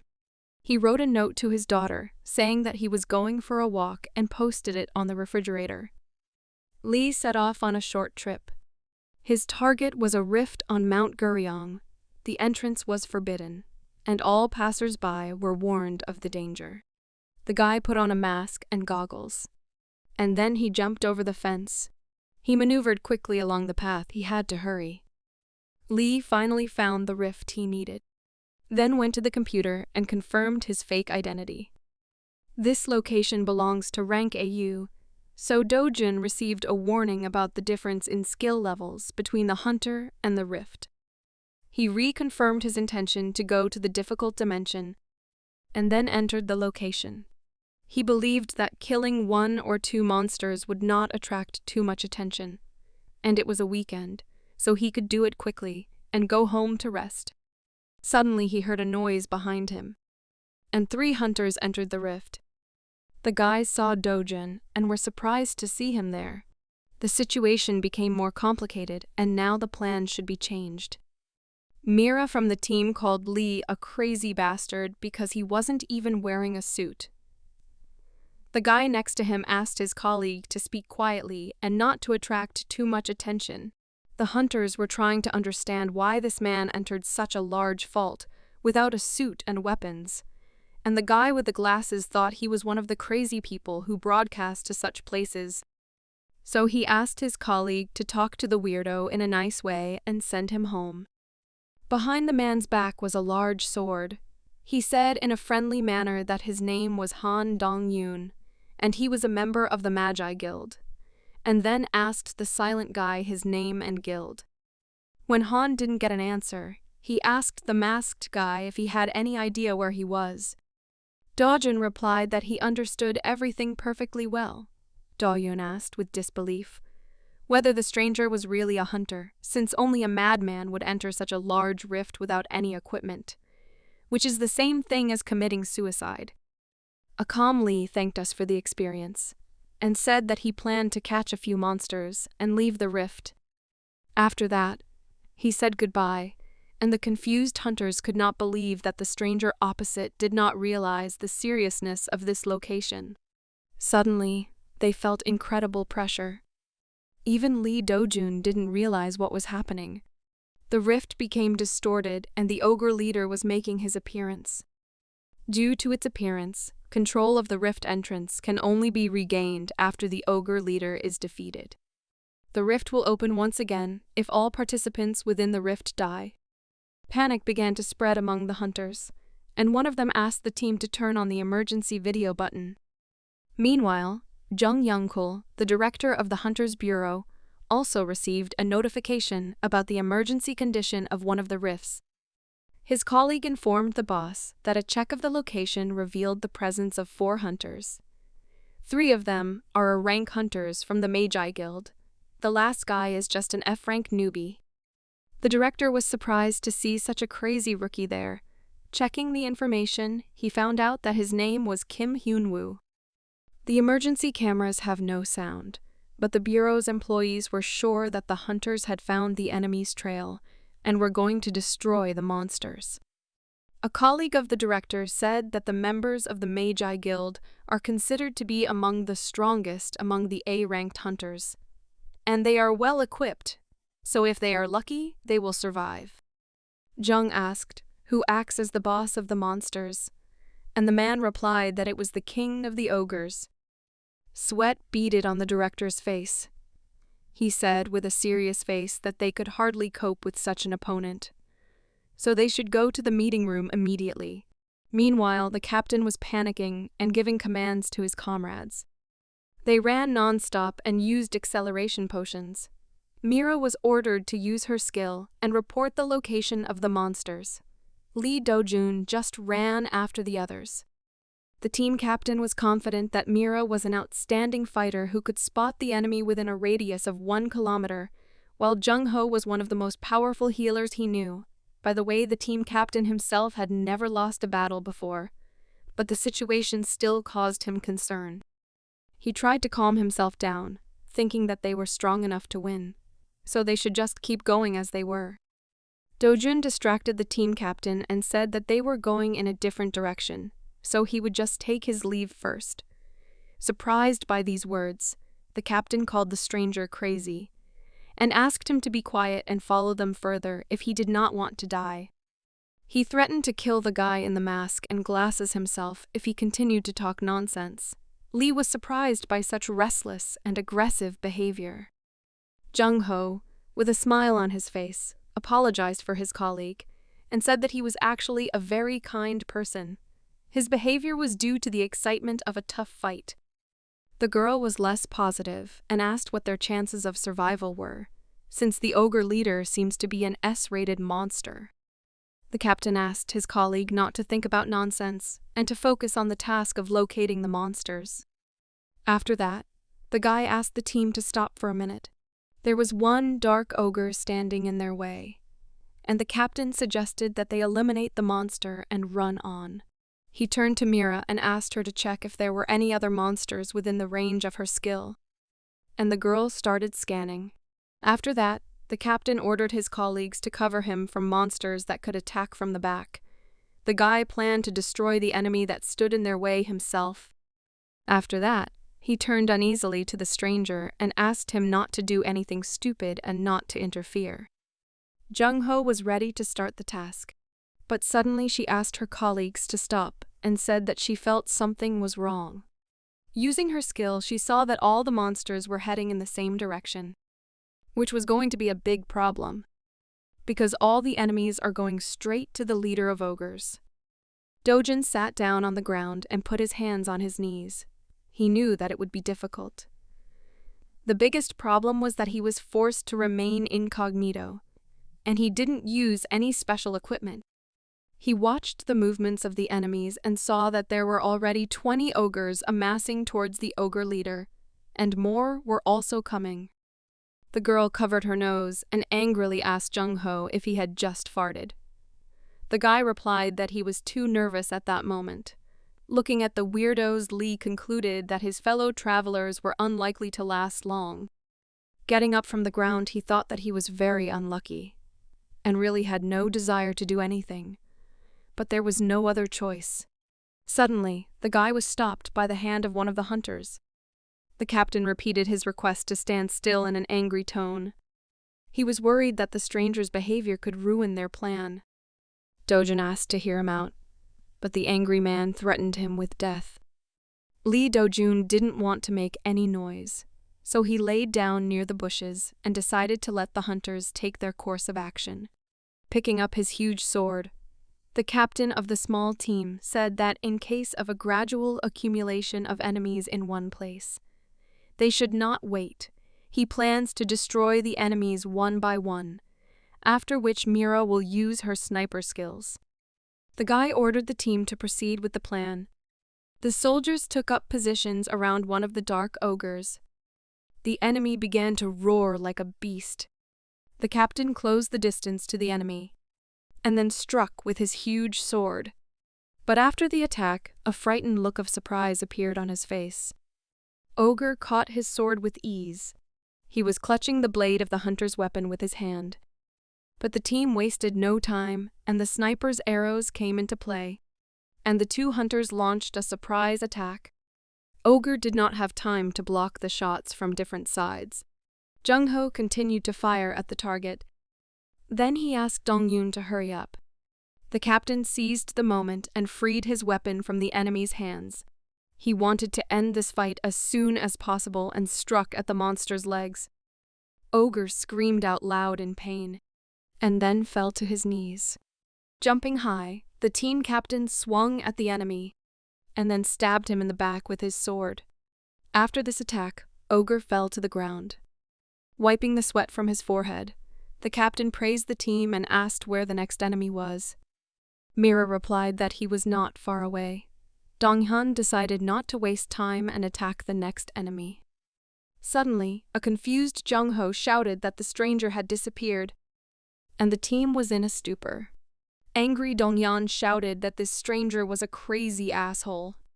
Meanwhile, Dojun was not standing still. He easily killed 3 enemies in a flash, while the team of strong hunters needed a lot of time and effort. The guy started to fulfill his goal and began to mine mana crystals. He found the item he needed. 3 crystals were enough for him, but he still could not return home freely.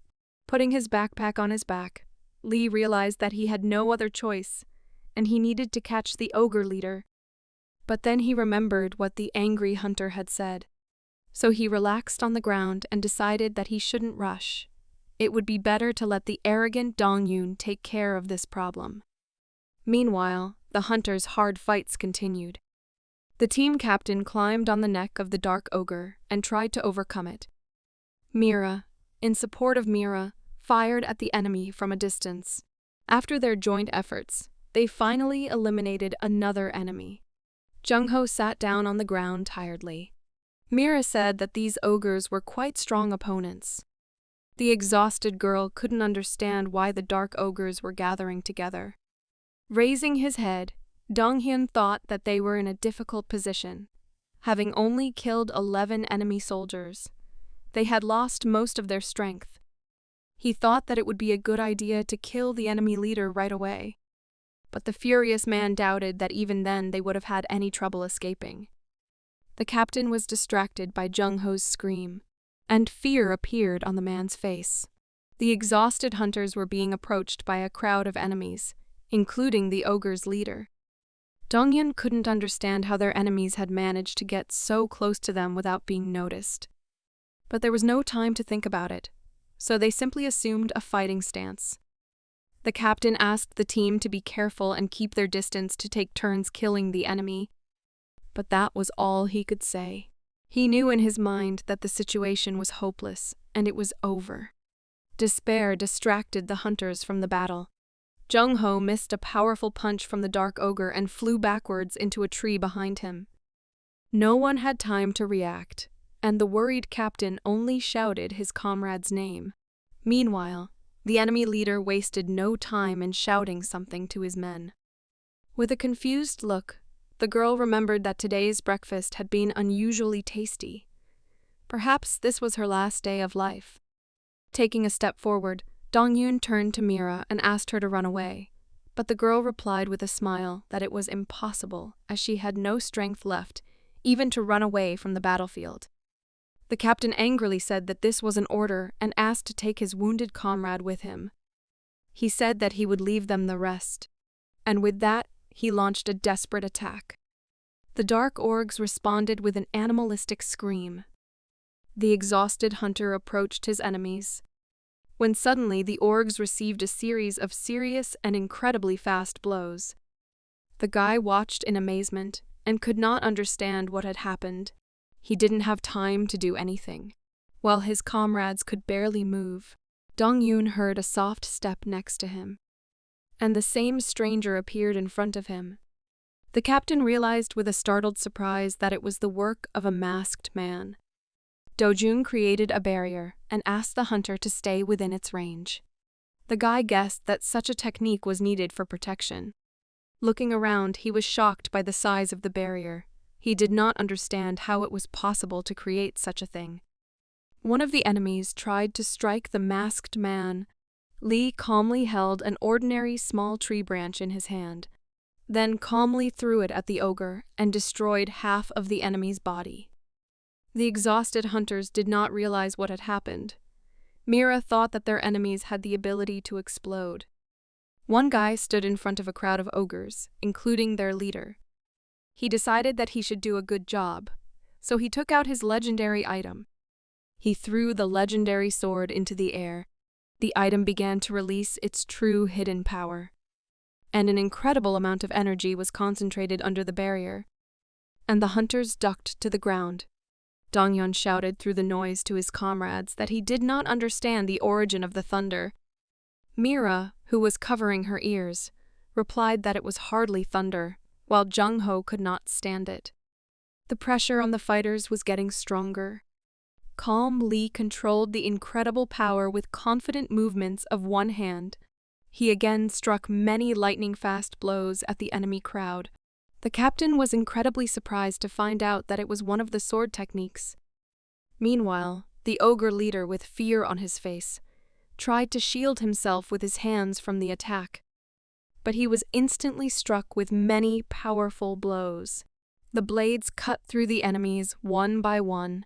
In the end, Dojun caught his legendary sword without any further movement. The battle was over and the enormous enemy leader was destroyed. After that, the rift returned to its normal state. Lee sighed and said he could finally go home. The hunters couldn't believe that it was over, and they had managed to survive. They were on the verge of defeat. The surprised captain approached the stranger and asked how he managed to do it. Crawling in the body of the ogre, Lee Dojun replied that he did not need complications. So he gave Dongyun the glory for eliminating the enemy leader. The captain could not believe what he was hearing.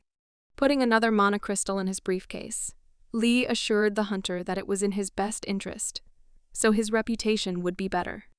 Dongyun tried to object, but the masked stranger said that their silence would repay him for saving him. The hunter tried to say something, but the mysterious stranger quickly disappeared from his sight. The confused team still couldn't believe that it had really happened. Then the cheerful Mira said they should have taken the stranger's business card. But the team leader behaved rudely, and because of him, they will not meet again. Meanwhile, in the bureau of the hunting academy, they were watching the situation, and the confused men did not know how to describe what they had seen. The nervous director Zhang Yangkul asked a colleague to bring back the camera footage before the monsters appeared. The exhausted team met the enemies, including the S-rank monster, the leader of ogres. At this point in the video, the captain tried to support the team. The director watched the video carefully, and then asked for a pause. He was interested in the stranger's object. He guessed that the weapon was a sword, but he was concerned that the physical form of the weapon was only the hilt, so he asked to rewind again. At that moment, the team did not understand what was happening. The hunters could not cope with the incredible pressure in the area of the legendary object. A colleague of the director said that all the video recordings of the emergency cameras were cut off at this very moment. The director asked the name of the stranger, and was told that he had entered the rift with a temporary pass named Kim Hein-woo.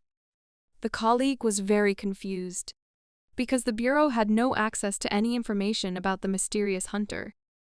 All of his information in the pass was falsified, so they had no idea who he was. Even the date of birth was incorrect, but this did not prevent the man from passing the hunter identification. It has been appraised to be a C-rank place, and since Miss Yayi just recently became a same-level hunter, it will be a good opportunity to check it out. This assignment is an order from the boss of their office, so don't be offended by it. With a smile, Dojun replied that he was actually pleased to be entrusted with such a serious task. Hyuksu decided to compliment his coworker and told him that he has been doing a great job lately. Lee thanked him for the compliment and said that he should work harder for better results. While making tea in the office kitchen, Hyuksu told his colleague that he could always count on his friends to help him. Their friendly conversation was interrupted by a panicked apology from a girl with shortness of breath. Yiji was ashamed that she was late for work. Hyuksu, who was worried about the site, replied that she could stay at home on weekdays. It was normal and provided for by the office rules. Suddenly, the office boss interrupted the conversation and asked his colleague not to be so rude, as Yayi is their precious employee, and they are always happy to have her around. Disturbed by the boss's words, Senior Hyuksu decided to greet his colleague again and said that he was glad to see her at any time. The smiling girl thanked him for the offer. Dojun asked his colleague if they had a lot of work today.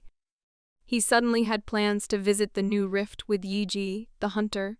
The man replied that in that case, he should discuss the matter with the boss. But the boss interrupted the conversation and immediately agreed to give permission for the trip. And Yiji was pleased with his decision.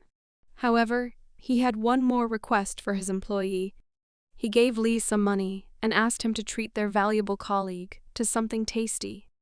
The man was very proud that they had such a popular hunter in their office. The team went to the store. Yayi thanked him for the delicious snack. Dojun told her with a smile that after the exam and her promotion, the office staff began to treat her much better. The girl sincerely replied that she hadn't noticed. She thought that the attitude towards Lee had actually improved because he was different from the others in terms of his work performance. The guy thought about it. This option is also possible, and 150,000 won is a lot of money even for his boss. Although for Dojun, who had 200 million in his account, it was a drop in the bucket. After a pleasant rest, the guy suggested not to waste time and go to Rift. It was very close by. Many high-ranking hunters had already gathered around their place of work. The girl was surprised that information about the new location had spread so quickly among the guilds. There were even employees of the Bureau of Hunters among the crowd, and there were B-ranked hunters. The guy wondered why they chose this particular place to work. The girl explained that it is a common phenomenon when hunters choose easier jobs nowadays for their own safety. Dojun asked Yayi if she was worried. She replied that she was because it was her first time working at such a high-level location, and she realized that she was also responsible for her partner's safety. The last time she missed one of the enemies, and he approached her colleague, she promised herself that she would not make such a mistake again. The calm guy replied that she shouldn't worry because he was no slouch either. Returning to the manager, Yayi asked him to just run away if she was in danger. However, to her surprise, Lee Dojun replied that this would not happen, as the girl had demonstrated a high level of skills long before the certification. He saw how she could easily handle ogres, so with enough care, fighting against opponents of this level will not create any problems for her. He was convinced of this, and Yayi shouldn't worry either, and the girl, overwhelmed by the praise, simply thanked him shyly for his sincere words. Dojung saw that the other hunters were looking for teammates, but Yayi asked him not to rush. Recalling the recent events, he concluded that those 3 hunters from Magi Guild were a pretty good and balanced team. However, he couldn't praise their stupid nature and behavior. Meanwhile, Yayi had already changed into her new costume and wondered what her colleague was thinking. She was worried about why Dojun hadn't said anything. She was afraid that the new suit didn't suit her. The guy turned to Miss Yayi in a serious tone and said, "If you were to form a party, what type would you like?" He then listed the roles that different hunters could play on the same team. But the girl looked at him with resentment. She was expecting a different continuation of the conversation about the type of people. The guy noticed this offended look and asked what was wrong. The girl asked if it was really true that she was the only hunter Dojun worked with, and then jealously asked if he was planning to sign a contract with other hunters. Lee began to make excuses and said that even if he signed another contract with a hunter, his contract with Yayi would not be terminated. The girl turned to the manager in an angry tone, and then said with an offended face that she didn't want anyone else on the team. Turning away from the manager, she said that her only goal was to earn as much money as possible. After that, she asked Dojun not to stand still and to come with her. Meanwhile, Byun Daesang from the Hunters Bureau Rift Control Team continued to pick his nose as before. The information he had received seemed like nonsense to him. It had been 2 days since the rift had appeared, but the hunters who had gone to investigate had not yet returned. The team that entered on the first day returned after 8 hours. After that, 32 hunters entered the rift, but it doesn't look like they are going to return. Usually it takes about 8 hours to visit such a location, and there is no food or places to rest in the rift. The weirdo thought about the fact that the hunters work hard inside without any rest. He decided to report this situation to the academy. However, after a moment, he wondered if it was worth it. He decided not to do any extra work. He was only a trainee, so it wasn't his responsibility. And it was almost time for rotation, so he was sure that the next guy would deal with this problem. He was distracted from his thoughts by a man's voice, Lee Dojun, who introduced himself as an employee of the Seoul City Hall. He also introduced his partner, Yiji, and the confused intern said hello in return. He asked if they were also here to investigate the fault, and then confirmed their identity to allow them to enter the location. Suddenly, the man looked closer and noticed a familiar face. He asked the girl if she was the celebrity who had turned down the offer to join the Icarus Guild during the certification of hunters. The girl looked down and answered that it was indeed her. The man smiled uncomfortably and said they could start their work. Before entering the rift, Dojun told a co-worker that she was quite popular, and the lady said that such attention embarrassed her. Suddenly, the confused guy shouted to the team that he had forgotten to tell them some important details about the location. But before he could, Lee and Yayi had already entered the rift. Returning to his colleague, Lee said that the stranger was trying to tell them something. But they didn't care much. The manager logged into the rift management system and then registered the new location in the City Hall database. Dojun planned to start topographing the new rift. The surprised girl looked into the distance and noticed people, a group of unfamiliar hunters lying exhausted nearby. Some of them were very exhausted or even sick.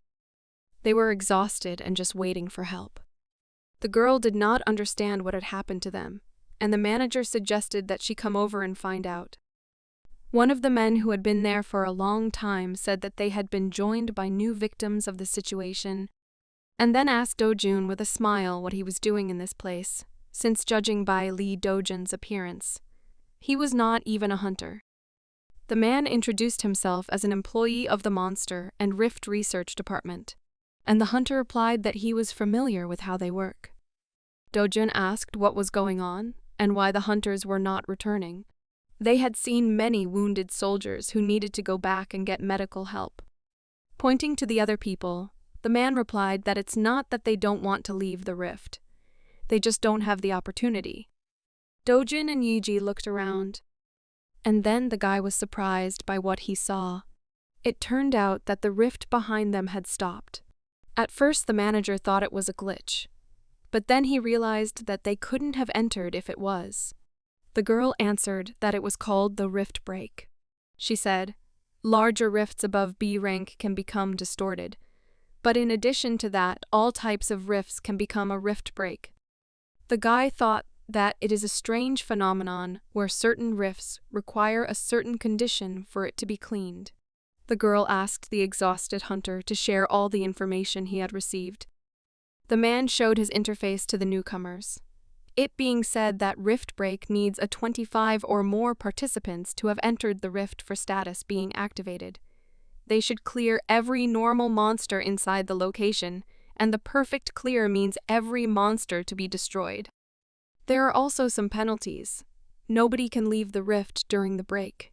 The clearing reward is awarding all the hunters with upgrading their skill up to 5 points. Additional reward is a B rank or higher weapon for those who will defeat a boss or a champion monster. There are still 280 normal monsters left, and also 3 champions and a single boss alive. Yayi realized that it is quite a lot. Exhausted from trying to get through this rift, the man said that newcomers should also just stay and wait for the help of strong hunters. All those present have been in this place for 2 days, and they are waiting for the arrival of more skilled hunters from the academy. Lee suggested that they join forces to defeat the common monsters, but the man angrily replied that the manager had no idea who they were fighting. At first, they also thought that orcs would be their enemies, but when they entered the rift, they realized they were wrong. The team looked at the man in surprise, waiting for an answer as to who their real enemy was. The stranger said that if they went further, they would meet B-rank trolls. The surprised girl said that she was confident in her abilities to fight against orcs, but trolls were a different matter. With a smile on his face, the man agreed with her and said that this was the reason why they were just waiting for help. Yayi realized that trolls cannot be killed by light wounds. They have a fast regeneration skill, so they need to be dealt a fatal blow right away. And her biggest problem was that she could hardly fight such an enemy and protect her manager at the same time. The girl said she would go the other way. Meanwhile, the guy was sure that this was a great opportunity to get a new trophy weapon after eliminating the champions and the boss. He thought it was a great plan, so he asked the girl if she would agree to go hunting if he was safe. And Yayi said she didn't mind. She was surprised to turn back to a familiar voice. A team of 3 men in funny costumes greeted her: Park Sungmin, Choi Ho-jun, and Kang Tae-sung. The guy with the cap said with a smile that there would be no problems in the battle with the idea that it was a B-ranked rift. The man in the heavy armor suggested that they stick together so that the civil servant would definitely not be harmed by the enemies. They went on their way. Choi Ho-jun asked the manager why he went to such a place without any equipment. The guy kept checking the information on his tablet and did not answer. This surprised the polite hunter. The calm Dojun warned the hunter that an enemy was waiting for them in 30 meters ahead, so they should prepare for battle. Choi couldn't understand how the enemies got there, while Dojun received a notification that only 5% of the map had been formed. Choi Ho-jun prepared for battle, holding a large shield and a mace. The trolls took notice of him, and then rushed to attack. The girl noticed that the behavior of the enemies was unusual. 3 monsters attacked 1 hunter at once. Defending himself from the enemies, Choi warned his colleagues that these trolls were no ordinary monsters. He threw his opponent to his right. He had enough strength to send the troll flying with a blow from his shield. He asked his colleague to take care of the troll on their right. Park Sungmin, a long-range hunter, replied that he understood it all and took up his weapon.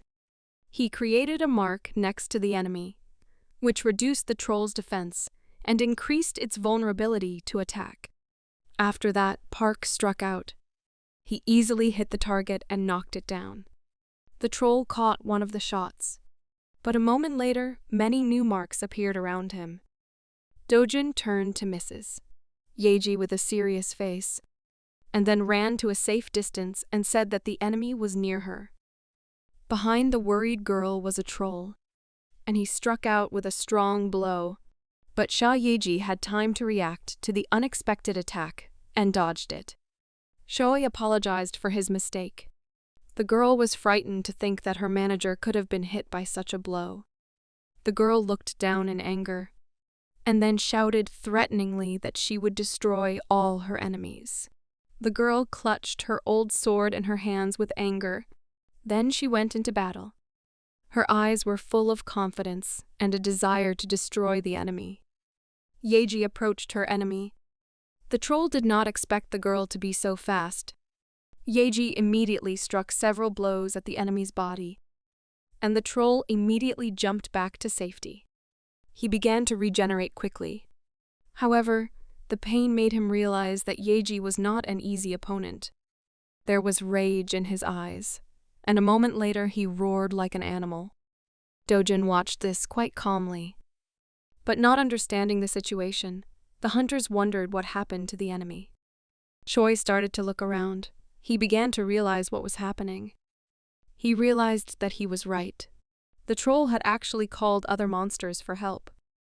And there were a lot of them. And the crowd was really scaring the hunters.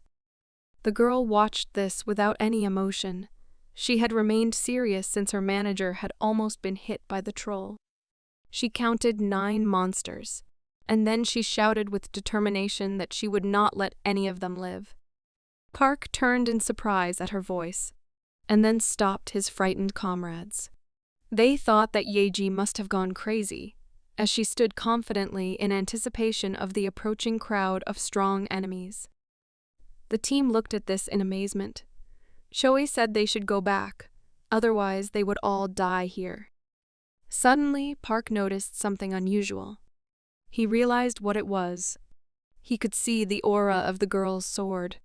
Dojun was sitting safely behind a rock, not far from the scene. He watched what was happening and noticed the changes in the girl's weapon. He called it a refined sword, but in his opinion, it was still weak. Choi shouted to the team that the aura of the girl's sword didn't matter now. There were many monsters around them that they had no chance of winning against.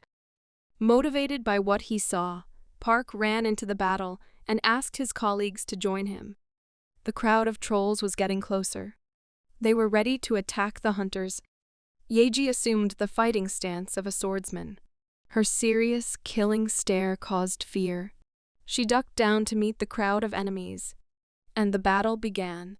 Watching this, the 2 hunters thought she had gone mad, so they decided to cover their colleague. Meanwhile, in the real world, Yuni was alone in her apartment. She thoughtfully prepared many delicious meals for her kind father, after which she decided to start cleaning the apartment. The girl vacuumed the surfaces, sorted out the laundry, and then decided to clean her father's room. She started vacuuming, and then noticed the photos next to his desk. There were unusual books nearby, but nothing could have surprised her. Lee had suffered so much from amnesia that he had only recently learned how to use hot water. She was holding a book about 50 ways to be a good parent, which didn't really surprise her. Her father was very caring. He studied the book in detail and emphasized many details. The girl realized that she should be the best daughter accordingly. She decided to try her best and finish school, and then earn enough money to pay her father back 20 times more than he had spent on her. While cleaning her room, she noticed a garbage bag under the table. But there was something hard in the bag. She didn't know what it was and decided to check the contents. She took out one of the mana crystals from her father's bag. She was sure that it was the magic item she was thinking of. She was very surprised and thought that it could not be in the garbage bag, so in her opinion, the stone just fell out of the desk drawer. But when she opened the drawer, she was even more surprised. She didn't know what to say after what she saw, and she screamed in surprise. This discovery was a shock to her. So she followed her father's example and lay down with the jewelry. She had no idea how much the 9 crystals were worth.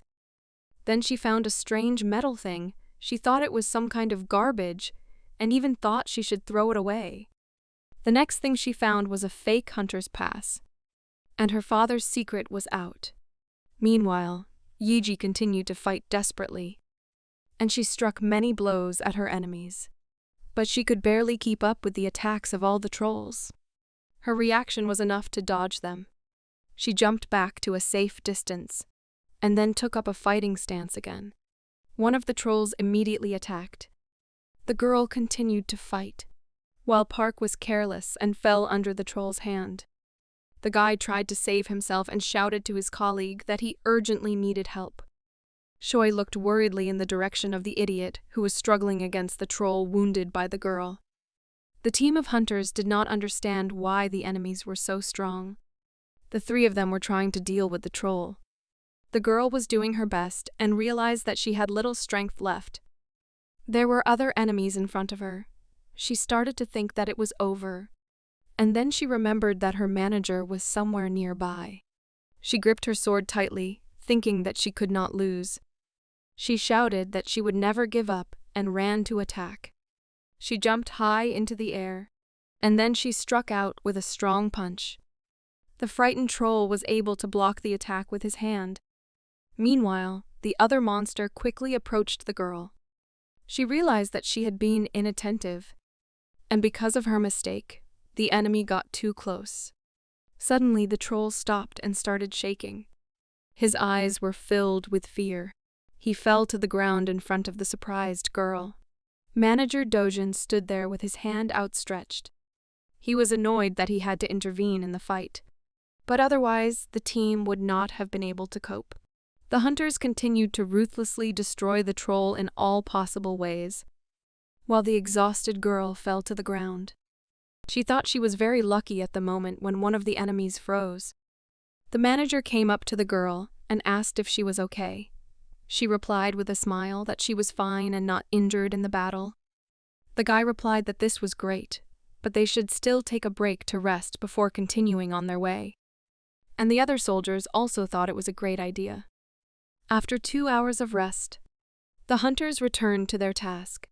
Sho was surprised at how quickly the statistics changed.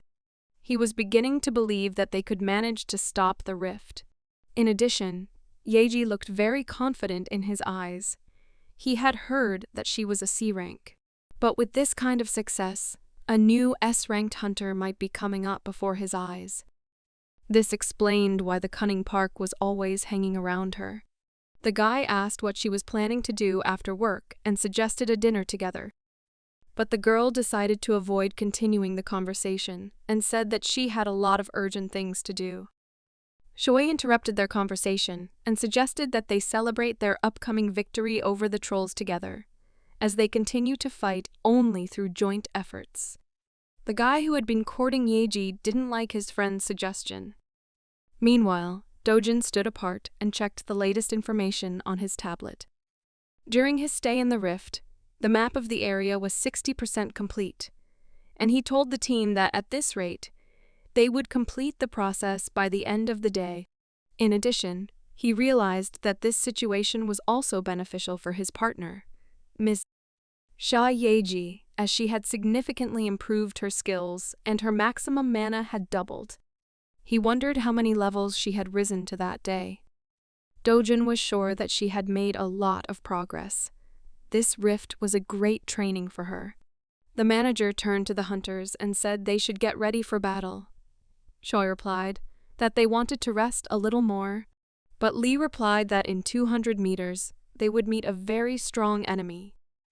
A few minutes passed, and the team realized what they were talking about. A giant monster with 3 heads came out to meet them. The team began to discuss the type of enemy. They believed it was also a troll.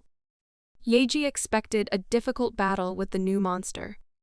The creature with 3 heads began to growl aggressively like an animal. And then mana began to gather from the mouth of each head in the shape of 3 spheres. The monster struck a powerful blow in the girl's direction. She was shocked by the sudden, lightning-fast attack. The manager became more serious. He realized that the enemy was quite strong, and Yayi would not be able to withstand such a powerful blow. He immediately decided to join the fight, and stood right in front of the girl. A powerful punch hit the man and created a huge cloud of dust around him. The frightened girl hid from the sand around her, and then realized what had happened. She remembered that Mr. Lee had appeared right in front of her a moment before the impact. She started looking around for her colleague and shouting his name. The hunting team barely had time to hide from the attack. They started looking around and asked if anyone was hurt. Choi pinned Park to the ground and asked her to keep her head down. One blow from such a strong monster was enough to destroy any of them. The distraught girl was screaming to the manager, asking him to answer. She didn't know where he was or what had happened. Suddenly, surprise appeared on her face. She found her colleague sitting next to a large stone, exhausted. She ran up to the manager and asked if he was okay. She was worried for his life and asked him to wake up. The team of hunters panicked and tried to save the girl. Park shouted that it was dangerous here, and Yayi should find a better place. The furious girl thought her friend was not breathing. She held his head, and then tearfully apologized for not being able to protect him. She hugged her precious friend despite all the chaos around her.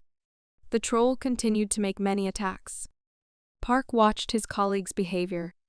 He realized that this was the end of her and ran in her direction to help. Choi said that he was doing something stupid, but the determined guy just asked him to help him. He believed that the troll needed time before the next attack, so they had a chance to get closer to the enemy. He believed that this was the only way to defeat such a strong monster. The team had no choice but to join their colleague. Choi said he would attack from the front and asked his colleagues to approach the troll from the right side. The fearless hunter got close to the monster, but the troll was already ready to strike. The troll struck a powerful blow right at the hunter. A moment later, the enemy received several shots. He was about to go to the manager, but his friend caught him by the arm, and then asked his friend to heal his wounds first. In the meantime, the cunning Dojun opened one eye and began to cautiously observe the situation. He was surprised to see a strange interface notification about getting a new master status, and looking at his partner, he thought that she had become at least twice as strong in this rift. The manager had no choice but to bide his time. He couldn't show himself now, as everyone thought he was seriously wounded and couldn't come to his senses. Dojun was alone, just building pyramids from the stones lying under his feet. The battle continued, and the troll kept making noise. The girl was in control of the situation and followed every attack of the monster. She dodged the enemy's mana shots. But the troll had one more trick he hadn't revealed before. He shot fire in the girl's direction, and she barely managed to dodge and jump away from the enemy's attack radius. She was furious that all her efforts were in vain. But she immediately realized that she could not lose concentration. The enemy continued to attack at close range and had already raised his leg right above the girl, when suddenly the troll received several shots in the back. The girl had a support group.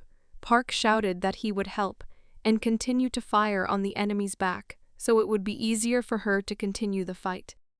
The guy was so motivated to be useful to the pretty lady that he easily dodged enemy attacks. The troll showed the girl his back, and she took it as a great chance to strike a decisive blow. The girl quickly closed the distance and launched an attack, and the enemy screamed in pain.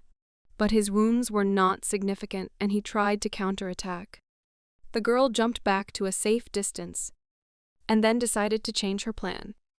She took a fencing stance and held her sword out in front of her in the direction of the enemy. And then she lunged and stabbed him in the body with her sword. She ended up behind the enemy's back. Meanwhile, her friend Park continued to fire at the troll's back. The girl seized the moment and attacked again with many blows. They constantly alternated their attacks. The troll did not know which of the hunters to attack. He tried to strike Yayi. However, the girl managed to dodge and kick back. She knocked out two of her opponent's teeth. The extremely strong monster stood on one knee, and then the girl struck the next blow to its body. Exhausted by the long battle and the large number of wounds, the monster fell on its back. The girl looked at the result of her hard work, and then climbed on top of the troll, and held out her sword, saying that this was definitely the end of their fight. Yayi delivered the final blow and ended the long battle. Her coworker Park breathed a sigh of relief. Then he fell to the ground and exhaustedly said that they finally made it. Choi agreed, and said that he almost died because of him and barely survived in the end. Dojun watched the end of the fight without a word. He thought that his partner had really improved her sword skills, but she still had a lot to learn. Among the consequences of the fight was a bad event. His entire jacket was full of holes, and he would have to buy a new suit right after the fight. He thought about his daughter's reaction. She would definitely think he was being bullied at work and offer to deal with the offenders. Pouring sand out of his boots, he thought that Yunhee's overprotective nature could be a problem. The healer turned and looked towards the manager. In his opinion, he was perfectly fine and looked much better than the others. After he said that, the girl immediately turned towards her friend. She was surprised that her partner was already on his feet and ran to meet Dojun. She hugged her colleague. Lee felt uncomfortable. Park was clearly not satisfied with this reward for the hard-fought battle and self-sacrifice, and he looked at his hugging colleagues with resentment. Kang approached the office manager and asked him how he had managed to survive a direct hit of such incredible force, and he replied that he did not understand it himself. The exhausted Choi continued to complain about life. He said he thought he was already dead. He felt as if this fight had taken 100 years of his life. The healer approached Dojun and said that he would still try to heal his friend. But to his bewildered surprise, he failed. Lee began to avoid all his attempts to use his own healing skill on his friend. He looked at his own hands, which were shaking from the battle, and realized that his skill did not work. The surprised girl asked her friend if he was really not wounded anywhere, and Dojun replied that he thought it was true. Completely disappointed, Park said that it didn't matter. The main thing was that they had managed to survive. Approaching the manager, Shoei suggested that they stop researching the rift at this point, as the fighting had exhausted them. Dojun agreed and said that this was indeed the best option. They started discussing how they would divide the loot, and they all agreed to do it equally. But Dojun couldn't join them because the law doesn't allow him to enrich himself in this way. Shoei smiled and agreed with him because in any case, such conditions were very favorable. The surprised captain of the hunters' team asked if this applied only to him as an employee of the government office, and Dojun replied that it did, but asked in return that the hunters perform one favor for him. The hunters were excited by this request and asked what kind of favor he had just mentioned. Dojun simply pointed his finger toward the target. He wanted the trophy for defeating a special enemy to go to Miss Yayi. The two men looked at each other. Shoei replied with a smile that there was no problem with that, since defeating the troll was mostly the girl's fault. Yayi took the high-level trophy sword with a satisfied shine in her eyes and thanked her comrades. Park returned to his courtship and praised the girl for her efforts, and said that she and the trophy item looked great. The girl was uncomfortable with his words and just laughed. Suddenly, Dojun felt a familiar presence nearby and turned around. Two hunters with good equipment approached them. They were the famous heroes Kang Minhyuk and Han Minji, and the girl greeted the hunters with a smile. With a serious face, Kang said that he did not expect to see Miss Cha Yiji and her manager Mr. Lee Dojun in such a place. He turned around and saw a high-level monster lying on its back. He walked over to the defeated monster and said that it looked like Miss Yayi had gotten much stronger. The shy girl thanked the celebrity for the compliment. The cunning manager said that it was all thanks to her costume that Kang gave her, which made the guy angry, and he accepted that he had lost the bet. Minji realized that the dialogue had become tense and said that it was time for them to move on. Kang immediately turned away from the hunters and said that they would continue the conversation later, but now they had serious business to attend to and would leave first. The nice girl said that Yayi still has the option to break his contract with the city hall and join their Icarus Guild, and she said she was very welcome. The boy turned to Miss Minji with a serious look, and then tore up the girl's invitation and said that he was just a human being like the others. He believed that Han expected to hear these words, but Lee didn't care about the opinions of others, and for him, Yayi is not a subject for exchange. She is the only one who can make decisions about the transfer. The hunters' team was shocked by the manager's behavior. They thought he was crazy for doing such a thing. Dojun said that he didn't care what others thought.